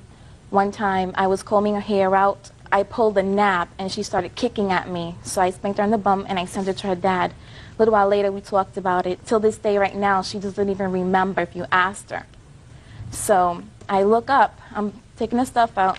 Miss Ricard's in my face, calling me names. Within a blink of an eye, she attacked me. She grabbed my hair and continued to swing. At that point, my husband tried to get in the middle, but as I said, her hand was caught in my hair, and she's a strong woman. So, and I was pregnant. How much pregnant were you? 5 months. That was the first time we ever met face to face, actually. She grabbed my glasses off my face, and she tore my dress and started kicking. She kept kicking, and she finally got me. She got me on this side. I was 5 months pregnant, and she knew. She's like, you don't even know who your father of the baby is. I hope you lose your baby. And this is all happening in front of the children. She threw rocks at me. Were you injured other than being struck in the stomach? I had a scratch over here. and a bruise on my side. Did you see a doctor?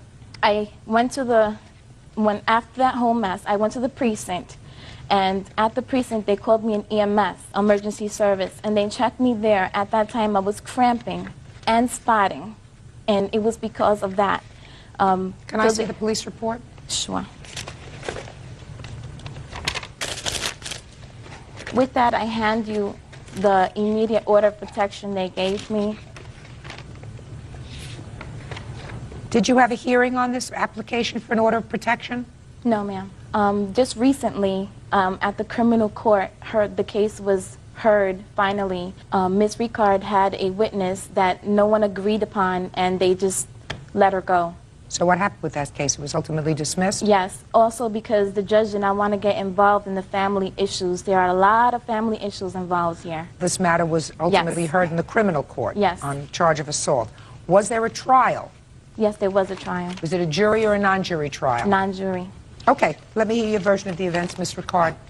My children came upstairs. I asked them how they were doing, but when they came through the door, I saw that my children had their hair cut and chemicals were put in their hair. It was relaxed. They came in, they said they had a good time. My little one said, "Mommy, she hit me." I said, "She hit you?" She said, "Yeah." I said, even after last weekend when I told her, don't put her hands on you or don't hit them with a comb, like my oldest one had told me the weekend before when I spoke to her on the phone, because she had been doing their hair and they didn't want her to do their hair. So I went downstairs and I asked her, "What is this I hear about you hitting my kid?" She says, "I didn't hit your kid." I said, "Tiffany, did she hit you?" Tiffany said, "Yes." I said, "But on the phone last week when you picked up the other line, I told you not to touch my children." "I didn't touch your children, and you should teach your children more respect, and they don't have no manners." She stepped back, she took off her glasses and her sandals, threw her sandals at me, and stepped forward, and you should learn how to tell your children the truth and right things. And when she put her hand in my face, I defended myself by trying to push her away, and we got into a tussle. My neighbor and another neighbor from across the street. Don't tell me who saw anything, madam, if they're not here. Oh, okay. Well, I have his affidavit. I'm and he not was a interested witness in an court. affidavit. Okay. I'm interested in Well, witnesses and common sense. People around. Neighbors broke it up, and I went upstairs. Who do the children live with now? Me. They live with Anthony Polite. They live with myself and my husband. And how long have the children been living with you? Since August 30th. Was that as a result of a court order? Yes, ma'am. I have all the papers. I'd like to see them. This is their order of protection on their mother, and this is the order. Can I see it, please?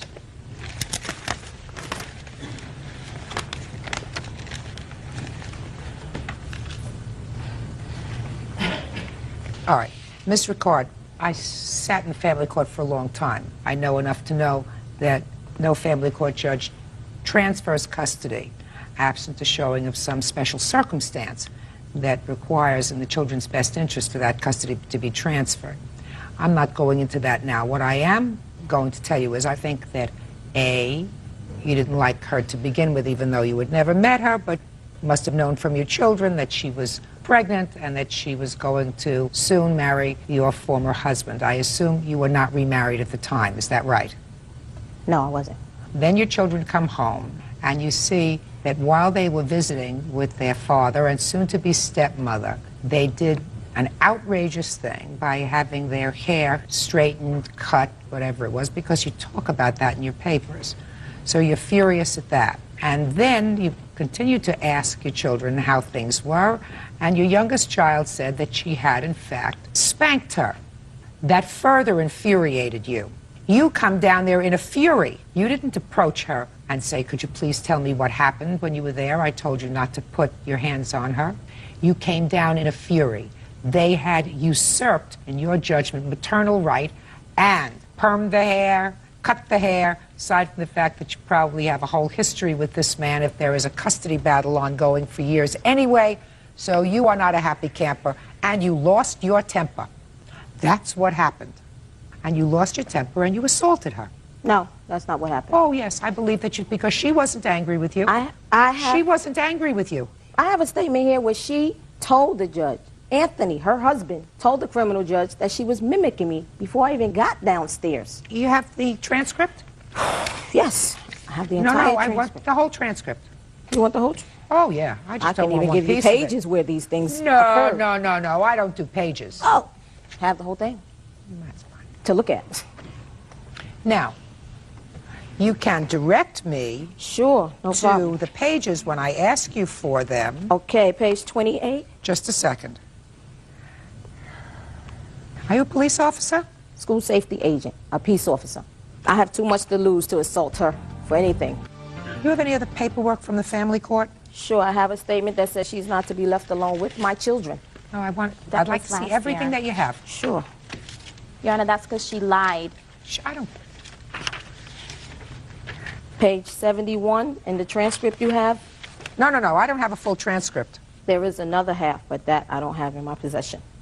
I need the end of the case. I don't have that. Well, then this is useless to me. I have to have an entire document. I have to see whether this case was dismissed after an entire There's the- trial. I'm speaking, and you're not. Whether the case was dismissed after the plaintiff's case, or whether after the entire case beyond a reasonable doubt, the judge did not believe that the allegations had been sustained. The quantum of proof here is very, very different. My sense is, after reading all of these documents, unfounded reports of neglect filed against the Yeah, father. because Anthony constantly calls ACS, but I'm not here to Just a exploit my second. children. Just a second. All of those things go into your frustration, Ms. Ricard. At the time when they were returning the children, I assume that they were returning the children on time. They were not there to argue with you. They were not there to fight with you. You had a choice. Neither was I. No, oh, yes, you were. You had a choice. And your choice was that if your daughter said something to you about being hit, spanked by the plaintiff, and you are, in some regard, a peace officer, then what you do, since you were no stranger to the courts, you were no stranger to family court, you had an attorney, so that your choice at that time was, the very next morning you pick up the phone. Let me ask, can I ask you something? No, you may ask me nothing. What I'm telling you is they came there without any sense of fight. You came downstairs, you were furious. And you were furious because of a whole bunch of things. No, I was not furious. Of course you were furious. The first thing that you said to me today, they had chemically treated the children's hair and straightened it. So, Yeah, so they were. So? Yeah.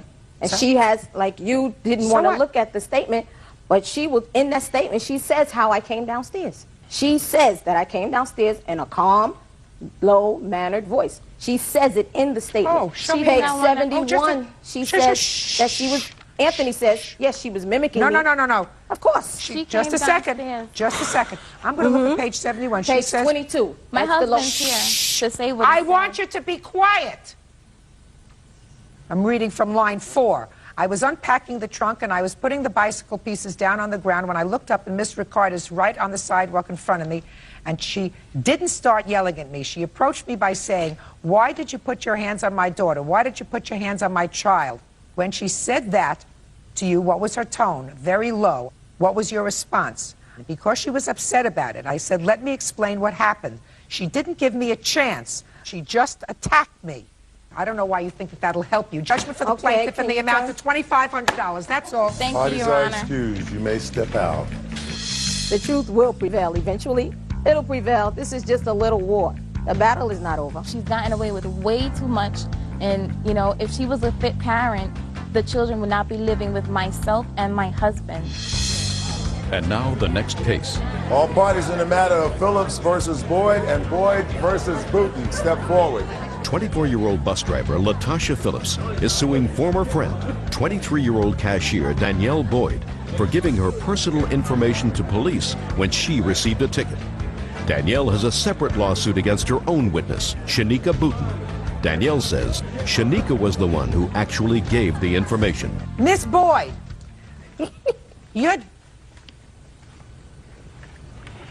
you are driving along with your friend over here. I assume that you're Miss Booton. Yes is the answer. Yes. You're driving. You get pulled over by the police. You had no driver's license. So when the police said to you, "Can I see your driver's license and registration?" you said what? I gave him Latasha Phillips' name. And you got a ticket. Right. For what? With no insurance. What else? You don't get stopped for no insurance because the police don't know you have no insurance when they stop your car. What was your car stopped for? He had a busted windshield. That's an answer. Danielle has a separate lawsuit against her own witness, Shanika Booton. Danielle says Shanika was the one who actually gave the information. So you gave her name to the police. You said, I don't have my license, but this is my name? Speak. Right. Did I say anything that was funny to you? Not so far. Could you get your act together, please? Excuse me. You also gave her date of birth. I didn't know her date of birth until she gave it to me. So Miss Booten over here gave you Miss Phillips' date of birth to complete the lie that you told to the police, correct? Yes, ma'am. Miss Phillips, at this time you're home making matzo ball soup for your family, right? Yes. And you know nothing about this? No, ma'am. You find out that you've been issued this citation. Did you get something in the mail? No, ma'am. Well, how did you find out about it? Because Shanika, that's my cousin right there. Yeah. And this her best friend. They was mad at each other. So Shanika called one of my other cousins and told her to tell me that Kunta used my name. So what did you do? I called the DMV and I got the citation number. Then I called the court to find out why she got pulled over and what day it happened and stuff. And then they start sending me papers in the mail from the collection agency. Let me see your papers. This from the collection agency, and this from the DMV. And the collection agency saying that they put a hold on my license, and the DMV said that they was going to suspend my license if I didn't clear it up. And that's now, the your only particular problem is you were on maternity leave from your job as a bus driver. Yes, ma'am. And you couldn't go back to work for a period of time because your license was suspended. Yes, it's on hold. On hold for a period of time. Yes, ma'am. How long were you out of work? I was supposed to go back from October 10th, till now. And you haven't been able to clear this up? I just went to court on the 30th for this ticket to get the paper saying that I didn't do it. And how much do you earn a month? $18.06. Your defense is it's her fault, right? Yes. Because if she hadn't given you the date of birth, I wouldn't have told the police, right?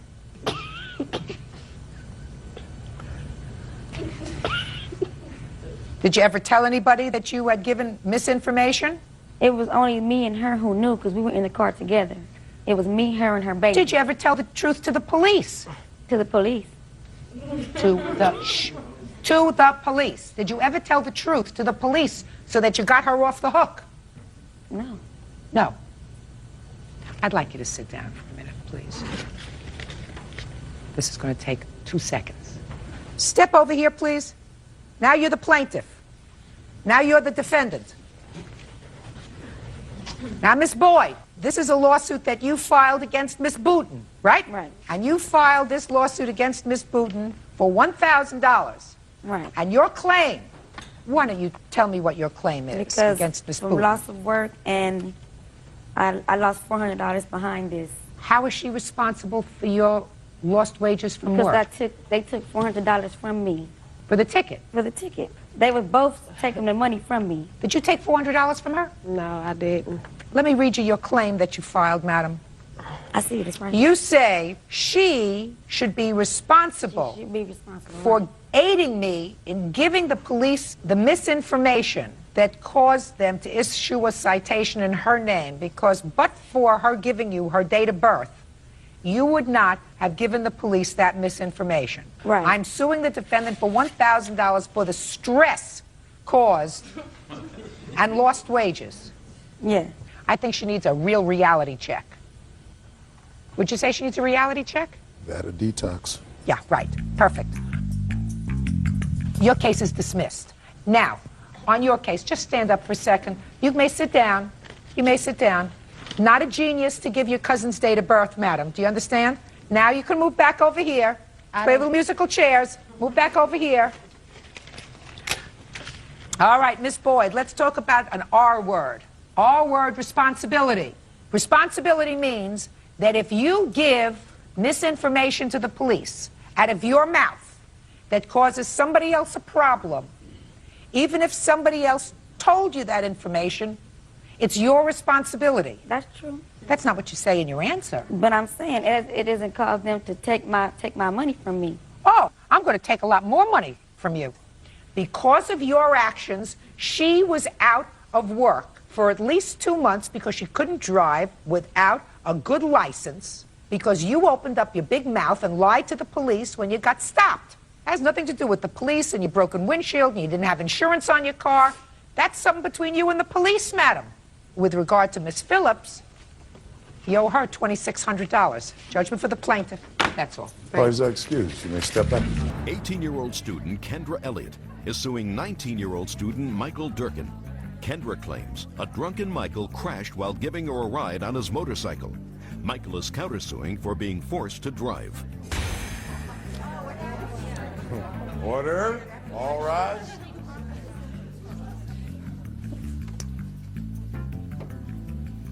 This is case number 404. You okay? Wait till you hear this one. This is case 455, Judge, in the matter of Elliott versus Durkin. Parties have been sworn in. You may be seated. Ma'am, have a seat. I want you to listen carefully to this. I will do. It seems that Miss Elliott was out at a bar with some friends. The defendant was also there. Both had been drinking. He was drinking a lot. According to Miss Elliott, the defendant insisted on giving her a ride, despite the fact she'd come with other people to the bar, to their next stop, which was somebody's house, another hot spot, who knows. Mr. Durkin was driving a motorcycle. Miss Elliott says that Mr. Durkin insisted on giving her a ride. Of course. And she got on his motorcycle, and there was a bad accident, and she was injured. Prince Charming over here was afraid that because he was so drunk he was going to get in trouble.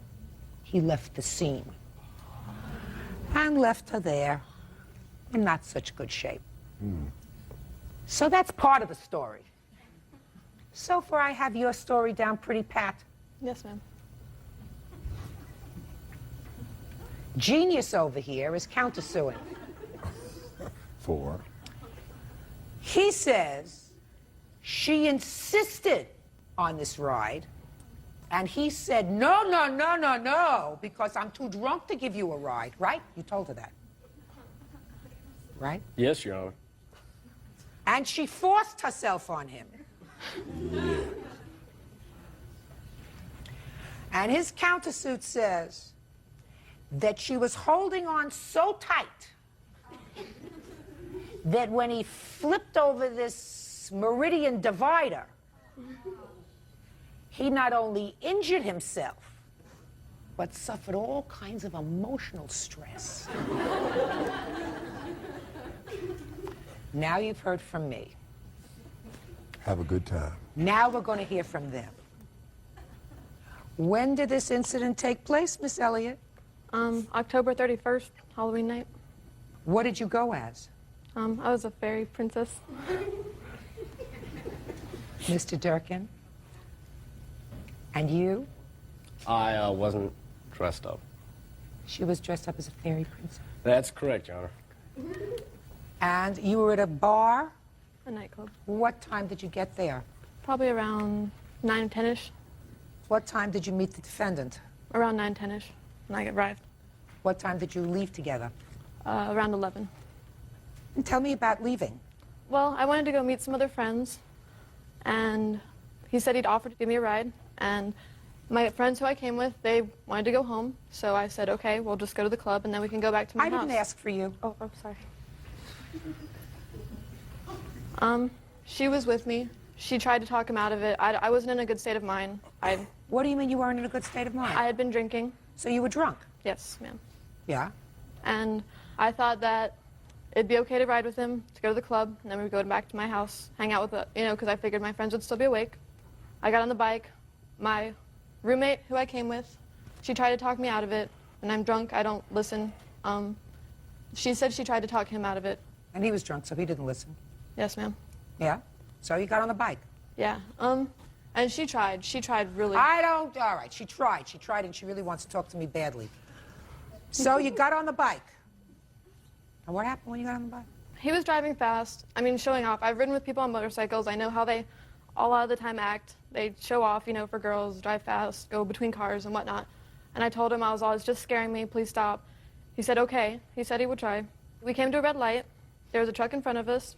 He made a left-hand turn, and he hit the median. He ran over the median, like a minute after he said he'd try to drive better.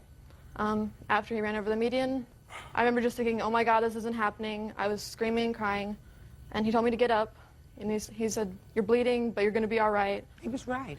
Thank you.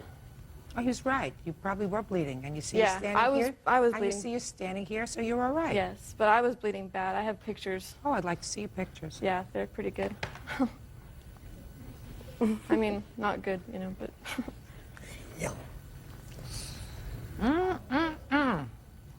And that third one in that first stack, that's the second day with my eyes open. It swelled more.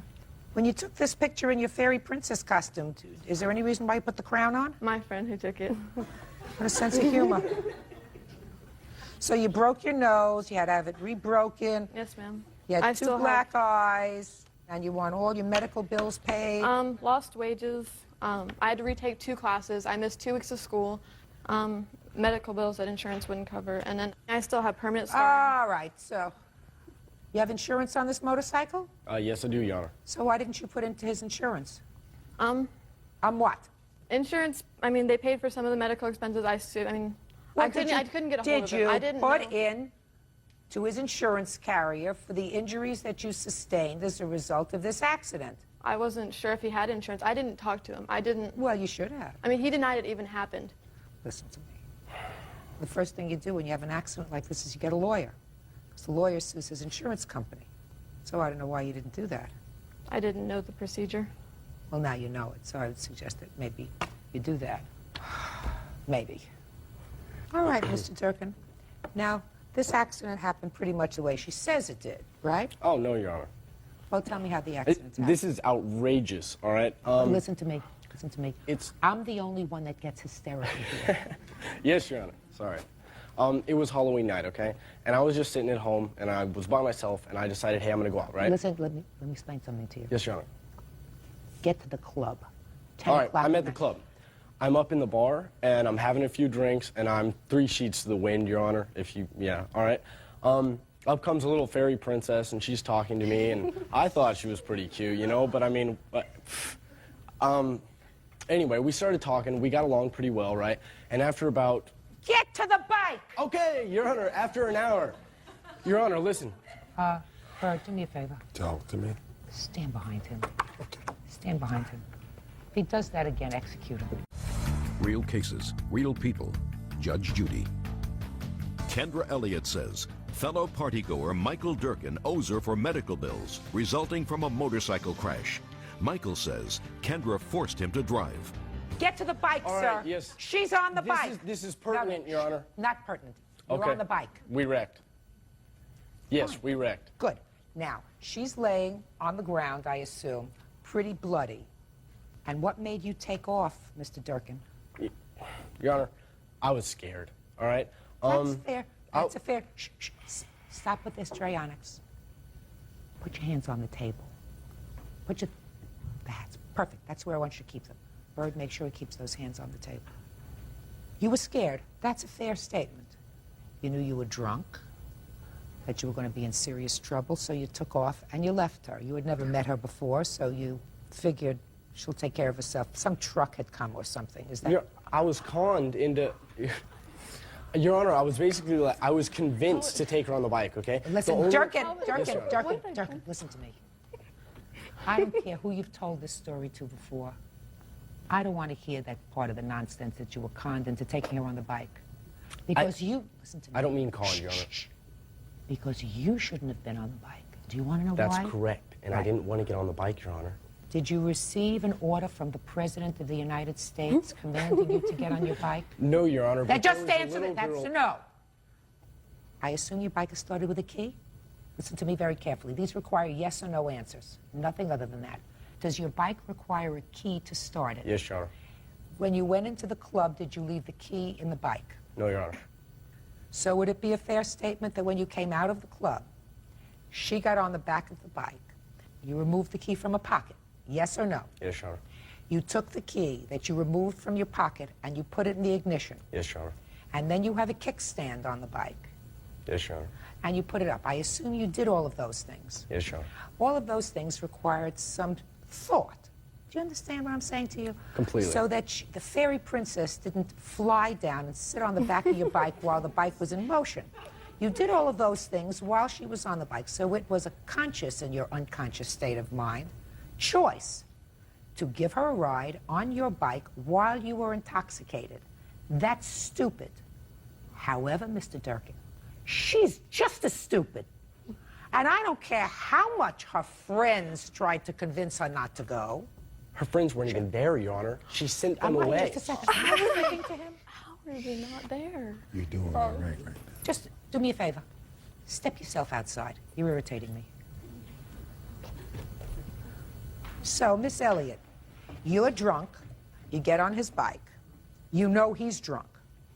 No, ma'am. Oh, well, the only reason that you didn't know he was drunk is because you were drunk. And you had a choice. Your choice was, in your drunken state, to leave with your friends and go back to the house and sleep it off. That was your choice. Yes, ma'am. You chose, in your drunken state, knowing that he's drunk and going someplace else. You get hurt? That's your fault. That's just taking care of your lawsuit. You want to somehow pursue his insurance company? You're free to do that, Miss Elliott. In this court, you're not going to get a dime for stupidity. Now let's deal with your counterclaim, Mr. Yes, Durkin. And I'm going to deal with it as fairly and expeditiously as I can. Please. It's dismissed. Parties are excused. You may step out. I would still like to apologize, except it upsets me that she came to court and lied. I just basically, though, wanted everybody to know that he did. I mean, he's a jerk, obviously. And now the next case. All parties on War, Kenton Jr. versus Cooper. Step forward, please. 32-year-old concrete business owner Ron Workington is suing his ex-girlfriend, 30-year-old security truck driver Lisa Cooper. Ron claims Lisa lied about the paternity of her daughter. Mr. Workington, according to what I've read, you and Miss Cooper lived together on and off for about 6 years. Starting when, sir? In the summer of '94. And in 1997, were you living together? Yes. When did you start living together? The summer of '94. Through when? It was off and on till about August of 1999. When you say off and on, you left, she left during periods of time? A couple times here and there. It was a short period of time. What do you mean, a week or two or a month? Month at the most, month and a half. And during those periods of time, would you leave or would she leave? It was basically her decision to leave most of the times. Okay. And you had a child? A little girl. A girl? Mm-hmm. And you continued to live together until August of 1999, separated, and in March of 2000, according to your complaint, a DNA test was done for some reason, and it was determined that the child was not yours. Your lawsuit wants to be reimbursed from the defendant for all the support that you contributed to the child during those 3 years. What prompted you to take a DNA test? She told me in March. I'll give you. She told me in June of last year when I was involved in another relationship with my girlfriend here. She told me that the child that I thought that I had was not my child. And she said that she knew the person that this child was fathered by. So I stopped paying her the money for the child at that point. You had been voluntarily paying child support from August of '99 until June of 2000? Yes, I was actually giving her money on a weekly basis. After you left? Yes. What were you giving her? I was giving her like $300-400 a month. Is that correct? No. Was he giving you any money after August of 1999? No, he did. When we separated and I was completely away from him, he did not give me any money. I'm just curious, do you have any proof that you gave her any money? No, ma'am. I gave her cash money every week. It was one of those things that we were in the relationship since 1994. I didn't realize I was going to be in this situation 4 or 5 years down the road, so I didn't have any recollection that I was giving her cash deceitfully. I was giving it out of good faith, giving her money, paying her car payments, paying her bills that she has, thinking that we had a relationship together for eternity, more or less. Well, eternity usually means marriage. Can you tell me why, since 1994, nobody used the M word? No. Well, did you want to get married? It had been talked about. No. You did not want to get married? Well, obviously, she had a kid with somebody else. Obviously. When, for the first time, Miss Cooper, did you have a sense that this might not be his child? It would be March of 2000. And what made you suspect in March of 2000 that the child might not be his? Because of all the comments that were made to me regarding Tyler's eye color, because we both have blue eyes and she's got brown eyes. So, brown eyes are dominant. Should have been the intention at the very beginning 3 years ago. I should have been told that instead of 3 years later. Sir, if you're not married and there is a child, there is a way of legitimatizing that child legally. Mm-hmm. I mean, if you've had, according to you, an off-again, on-again relationship, she leaves for a month, she leaves for a couple of weeks, she leaves for a week. But when the times that she had left and came back, that didn't stop her from asking for the money and didn't stop me paying her the money for... See, she has another child, and I supported that child also. She was supposedly getting child support. You don't get paid back for that? Oh, I know. You don't get paid back for that? No. At the very beginning, the actual father, when she was in this other court hearing for the DNA testing and everything, she knew beforehand because he wrote her a check, a $400 check, that I saw and my girlfriend saw at the court date, that he'd given her a $400 check for supposedly an abortion. Where's the check? That she did not, she told him that she took care of it. So the father was actually just as surprised as I was to find out about this whole situation. Has there been an order declaring someone else the father of your daughter? Yes. Has DNA testing been done on that Yes. case? And did you get the test results in that case? Yes. And what were the test results in that? That he was 99.9%. Father. Yes. So there is really no issue now. Yes. I have a birth certificate of the child that has my signature on it and her signature stating that, as the best of her knowledge, that I am the father of the child. That was No. Listen to me, sir. When you were in the hospital, Mm-hmm. when this little girl was born? Mm-hmm. And they came in and they brought you papers to sign? Yes. I mean, I know what the drill is. Been around the park a couple of times. She didn't say that you were the father. You said that you were the father. That's what my intentions were the whole time. Right. You have to use your noodle. But there is no cause of action in any jurisdiction unless you can prove fraud. Now, the one thing that you did say to me that sort of piqued my interest was you said that there was a check that someone else wrote. The actual father of the child. Okay. Did that ever happen? No. Well, I would need to see proof of that because that might be some indication that she perpetrated a fraud on you. Right now, she just made a bad guess. Mm-hmm. Do you understand? Yes, ma'am. She guessed wrong. Maybe it was wishful thinking that you were the father. But you would have to establish to my satisfaction that she knowingly perpetrated a fraud on you. Mm-hmm. Her saying to you, listen, you might or might not be the father because there is a possibility somebody else is the father, that's not fraud.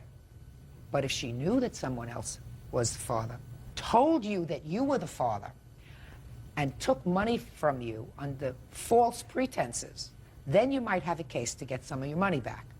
So, case is dismissed, sir. That's all. Parties are excused. You may step out. 43-year-old student Wenice Garnett is suing her daughter, 18-year-old student Tamika Garnett, for the cost of a car.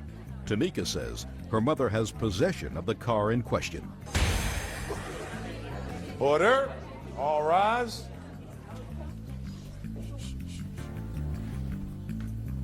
Your Honor, this is case number 340 on the calendar in the matter of Garnett versus Garnett. Parties have been sworn in. Judge, you may be seated. Sir, have a seat, please. Miss Garnett, how long has it been since you've seen your daughter? December 27th. Is that the day she left? Yes. Have you had any contact with her since the day she left? No. How many kids do you have? 2. Older or younger? Younger, 17-year-old son. Is he living at home with you? Yes.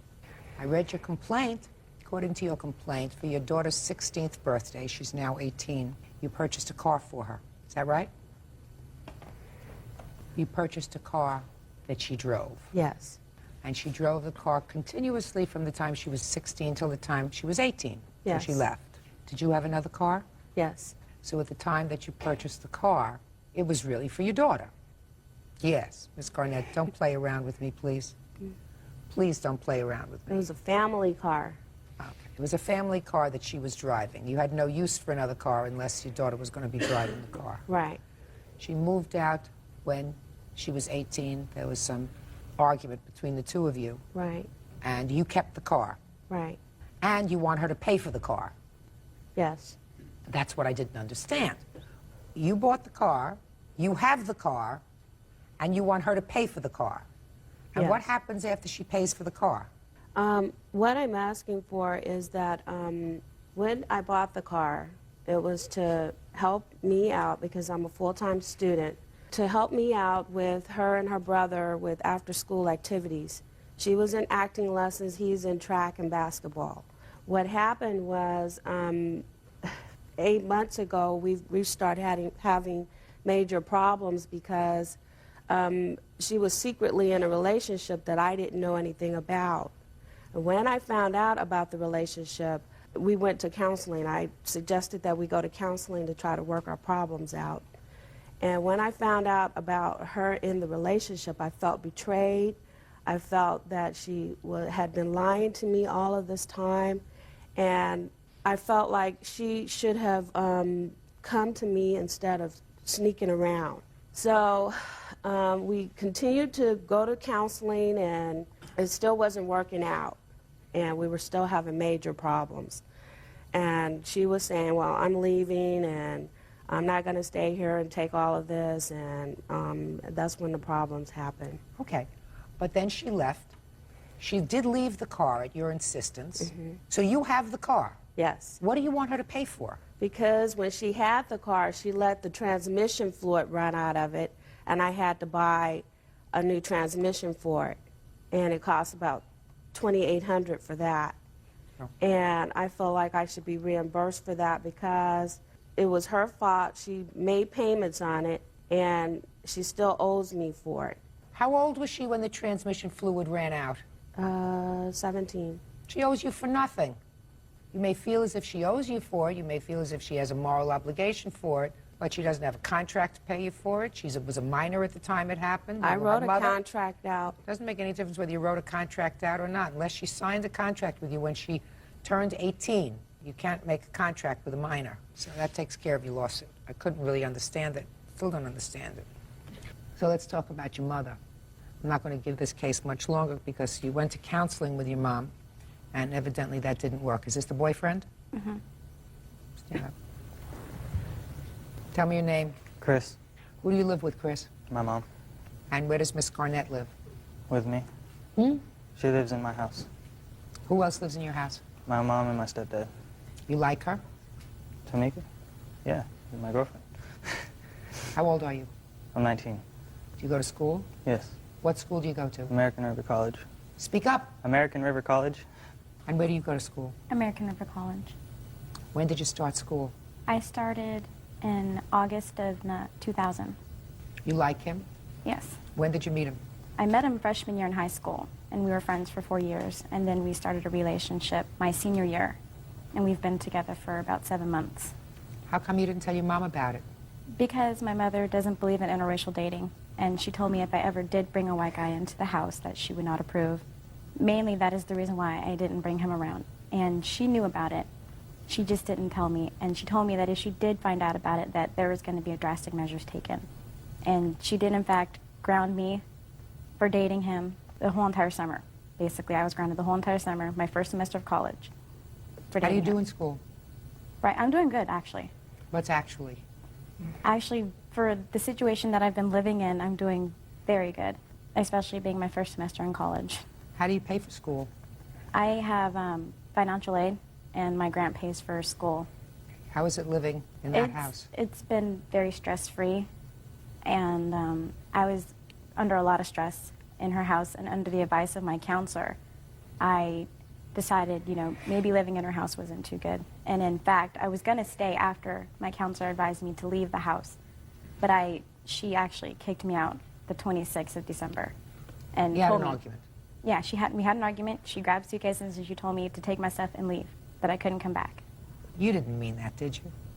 Well, she was being disrespectful to me, saying rude things to me that were not you know, very respectful to me as her mother. Did you ever tell her that you would not only disapprove of, but take measures if she ever had an interracial relationship? No, I didn't tell her that.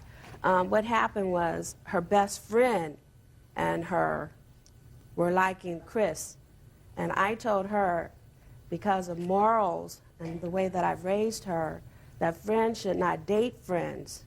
What happened was her and her best friend fell completely out. There was a big mess going on because of him. Her friend had a deep crush on him, and he liked her. So that was the reason I disapproved of the relationship. Ms. Garnett, how many times have you been married? Once? Yes. Divorced? Widowed? Yes, divorced. Divorced. How long were you married? 7 years. Were you in love when you got married? Yes. How old were you when you got married? 26. Did your parents approve? Yes. If they hadn't approved, what would you have done? Tried to persuade them. And if you couldn't persuade them, what would you have done? Married them, probably. Sure, you would have. Real cases, real people. Judge Judy. Wenice Garnett claims her daughter, Tamika Garnett, owes her for the cost of a car. Tamika says her mother kicked her out of the house because she's involved in an interracial relationship. Ms. Garnett, it's not Chris's fault if another young lady has a terrible crush on him. Unless, of course, he did something to really encourage that. If he didn't, it's not his fault. You said to me, he cared for my daughter. He's a 19-year-old young man. He lives at home. He's going to college. Never been arrested? No. Never been arrested. You do drugs? No. I believe him. I'm a pretty good judge. Now let's look at your daughter. Beautiful? Yes. Clearly intelligent? Yes. A winner. I'm telling you, I'm looking at her and I'm listening to her. She's a winner. Sometimes you have to rely on your children's judgment, even though it wouldn't be your judgment. Even though you would like her to be a little older before she flies off. Mm-hmm. It's certainly the wrong thing for you not to be in communication. Do you know what I mean? Forget about this lawsuit. You and I both know it's nonsense. I think that the only reason you probably brought your daughter to court is you wanted to get to see her and say something to her, and you couldn't without it. That's not true. I wanted to be reimbursed. Oh, Miss Garnett, I can't even believe that. I really can't believe that. That you want to be reimbursed from your daughter who's going to college, doing well, on a grant, on financial aid. I'm in college, too. But you paid the money already. Listen to me. I got a loan for that. I didn't have the money. Listen to me, Miss Garnett. I have a simple answer for you. Sell the car. The pink slip is in her name. How can I sell it? She'll sign it over to you. No, she wants that car. Well, of course, she would like the car, but she's been doing without it for a couple of months. Is it true that your mother had to take out a loan to pay for this transmission? Yes. She doesn't have a lot of money. No. You think she could make up that money if she sold the car? Yes. So you prepared to let her do that? Well, that's a hard thing. I mean, I understand it's a hard thing. Cars for kids are really important. But if your mother took out a loan to pay for the transmission so that you would still have a car to use, and your agreement with her that you would pay her back, is that right? That's a moral thing. You can't enforce it contractually. So, although I can't order you to do that, I think that you really should consider that. Maybe that's just a step. Mom, take the car, sell it, pay off the loan that you took out. I don't want you to have a loan. Just as a nice thing to do. Miss Garnett. Yes. You have to be open. This is her boyfriend. I like him. I don't have a problem. I think that you probably should. He looks like a very nice young man. Yeah. And she certainly is a fine young lady, so whatever you did right. For a long time, right? Yes. Do you see your brother? I haven't seen him since, I've seen him periodically to go pick up mail from the house and stuff, but I haven't actually been able to spend time with him. You miss that? Yes. You miss her? Yes. Okay. See if you can work it out. All right? Okay. Okay? Good luck. Parties are excused. You may step out. I'd really like to see a relationship develop between my mother and I. Like we were mother and daughter again. I still love her, and I always will. I love you, Mom. I love you. And now the next case. All parties in the matter of Himes versus Himes. Step forward, please. 21-year-old government document examiner Tennell Himes is suing her father, 45-year-old tree trimming supervisor Horace Himes. Tennell says while she was in boot camp, her father repossessed her car and traded it in. Ms. Himes, the defendant is your father. Yes, ma'am. And some time ago, you purchased a car. You needed a co-signer for the loan. Your father agreed to co-sign the loan for you. Later, you were going into the armed forces for a training period. You left the car. You claimed that your father took the car and sold it. And you want to be reimbursed for, I assume, all the money that you put into the car. Is that right? Yes, ma'am. When was this car purchased? The car was purchased May the 31st of 1997. And when did you go into the armed services? I left to go into Air National Guard August the 31st. Of what year? 2000. And from the time you got the car in May of 1997 up through August 31st of 2000, were you current in all your car payments? Yes, ma'am. When did you find out that your father had taken the car? Well, this is my mom, and she's my witness.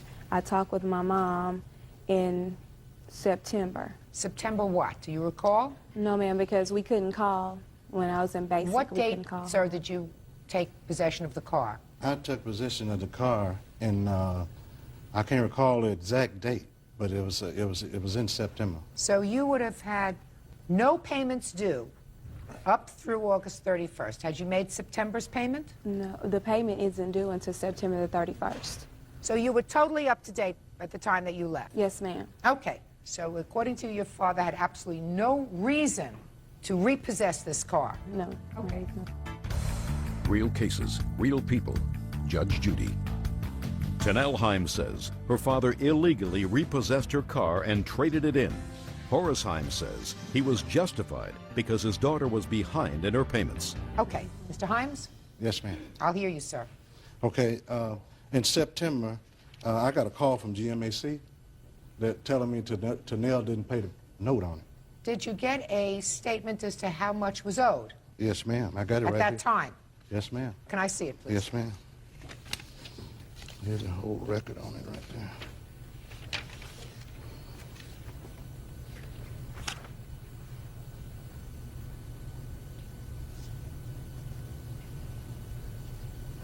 Ms. Himes? Yes, ma'am. This says that in the year 2000, you failed to make a payment in May. In July, you made a payment of $166 instead of the $296.77. Right. And you made no payment whatsoever in August. I love So I would just like to see proof that you made all of those payments up through August 31st. Do you Okay. have proof that you made all of those payments? No, ma'am, I don't have proof because I closed out that account and Yeah. I opened up a new account and I have a letter stating that they can't pull it up on the computer and I have I'm not that asking right you here. to pull it up on the computer. I'm telling you that you save your checks. And the You're not car- even talking about a year. Yes, ma'am. So you save them. Okay, some of the receipts that I had paid on my car note were in my car. When I got back home and I asked my dad to bring my belongings with, he hadn't even discussed even taking This the is the car. payment history, right? Yes, All right, ma'am. so you're telling me that GMAC was incorrect, and what you do is to go to GMAC and say, I made these payments. Then they're going to ask you for proof that you made the payments. Right. What are you going to tell them? The cat ate them? No, ma'am.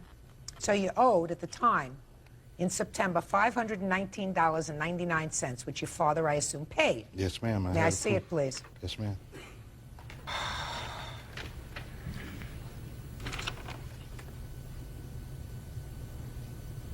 Right. You wrote the check on September 5th, $519.99, and they received it on the 11th of Yes, September. Well, Ms. Himes, your father had every right to take the car back. Your agreement was that you would make the car payments. For some reason, you failed to make the car payments. What did you want him to do? Okay, he came and got the car. When I was away and I found out that he had the car, I spoke with him. And he told me that he had made a car payment. I stated that I would send money home to him. He stated that that was okay. And if I owed him any more money, I would pay him the rest when I got home. So then you fibbed to me before when you said to me you had made all of the car payments up through August 31st. You didn't tell me the truth. You had not made all the car payments. But I left payments home to be paid, though. Madam, you made no car payment at all in May, and you made half of a car payment in July. That's what they allowed me to do that. They allowed me to do that. You have a statement from GMAC that they were giving you a certain grace period? No, ma'am. No. Okay. How much did you trade the car in for? I took the car back to the car dealer to take it in because I didn't want my credit to go bad. So for them to buy the car back from me, I called the car dealer and asked him would he buy it back from me. He said, Horace, you was a good customer of ours, so bring it in, we'll see what we can do for you. The car dealer gave me $4,000 for the car. The car was worth over $6,000. That's what she owed on it. Mr. Himes, you have a certain obligation under these circumstances to get the most that you possibly can for the car. Right. If you had sold this car privately, could you have gotten more than $4,000 for it? I couldn't have got $4,000 for it. I run an ad in the paper, Judge. You did? Yes, ma'am. Good. How long did you run the ad in the paper? 1 week? No, I How run long? the ad in the paper for 2 months. And you got no takers? No, ma'am. I had one guy to come and look at it, and he didn't want to buy it because it was messed up. So. All right, Miss Himes, I don't know why you're angry with your father, but your father certainly did what he was supposed to do as a parent. He helped you out in 1997. You got a car. For the privilege of driving around in that car and using it, you paid $247 a month. It's like leasing a car. That's what you did until you paid the whole thing off. I mean, as it happens, your father was out some money. Your father paid at least $520 in order to bring his credit up. You don't have a case against him. You have to act responsibly if you have a car. And if you ran behind in your payments, you have to understand that it's not your credit because you're in the armed services. There's a lot of protection for people in the armed services about getting sued civilly, but there's nothing to protect him. And you as his child should want to protect him, especially since he did a good deed. Your lawsuit's dismissed. That's all. Parties are excused. You may step out. Judge Judy. Xin chào tất cả các bạn. Xin cảm ơn tất cả các bạn đã luôn theo dõi và đồng hành với kênh của cô trong suốt thời gian vừa qua. Và hôm nay làm video này, cô sẽ hướng dẫn cho tất cả các bạn chúng ta sẽ viết chữ chân dung. Bây giờ cô trò mình sẽ cùng nhau đi viết nhé.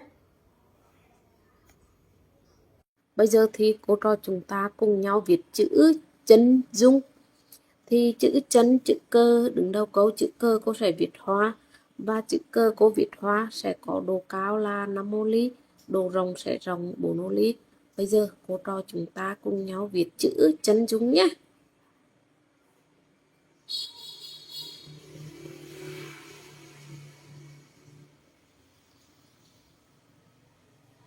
Chữ hờ cao 5 ô ly, độ rộng sẽ là 1,5 ô ly.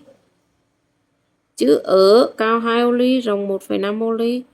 Chữ N rộng 1,5 ô ly, cao 2 ô ly. Chữ dung, chữ giờ có độ rộng sẽ là 1,5 ô ly. Và nét khuyết của chữ giờ, nét thẳng của chữ giờ sẽ có độ rộng là 4 ô ly. Chữ U cao 2 ô ly, rộng 1,5 ô ly. Chữ N cao 2 ô ly, rộng 1,5 ô ly. Chữ G rộng 1,5 ô ly. Nét khuyết dưới của chữ G sẽ cao là 5 ô ly. Và như vậy là cô đã vừa viết xong chữ chân dung và cô cũng đã vừa hướng dẫn xong cho tất cả các bạn viết. Và như vậy là video của cô vừa hướng dẫn xong chữ chân dung rồi. Và các video cô hướng dẫn viết chữ thì cô sẽ hướng dẫn rất là chi tiết về độ cao, độ rộng của từng chữ. Xin cảm ơn tất cả các bạn và xin hẹn tất cả các bạn ở video lần sau nhé.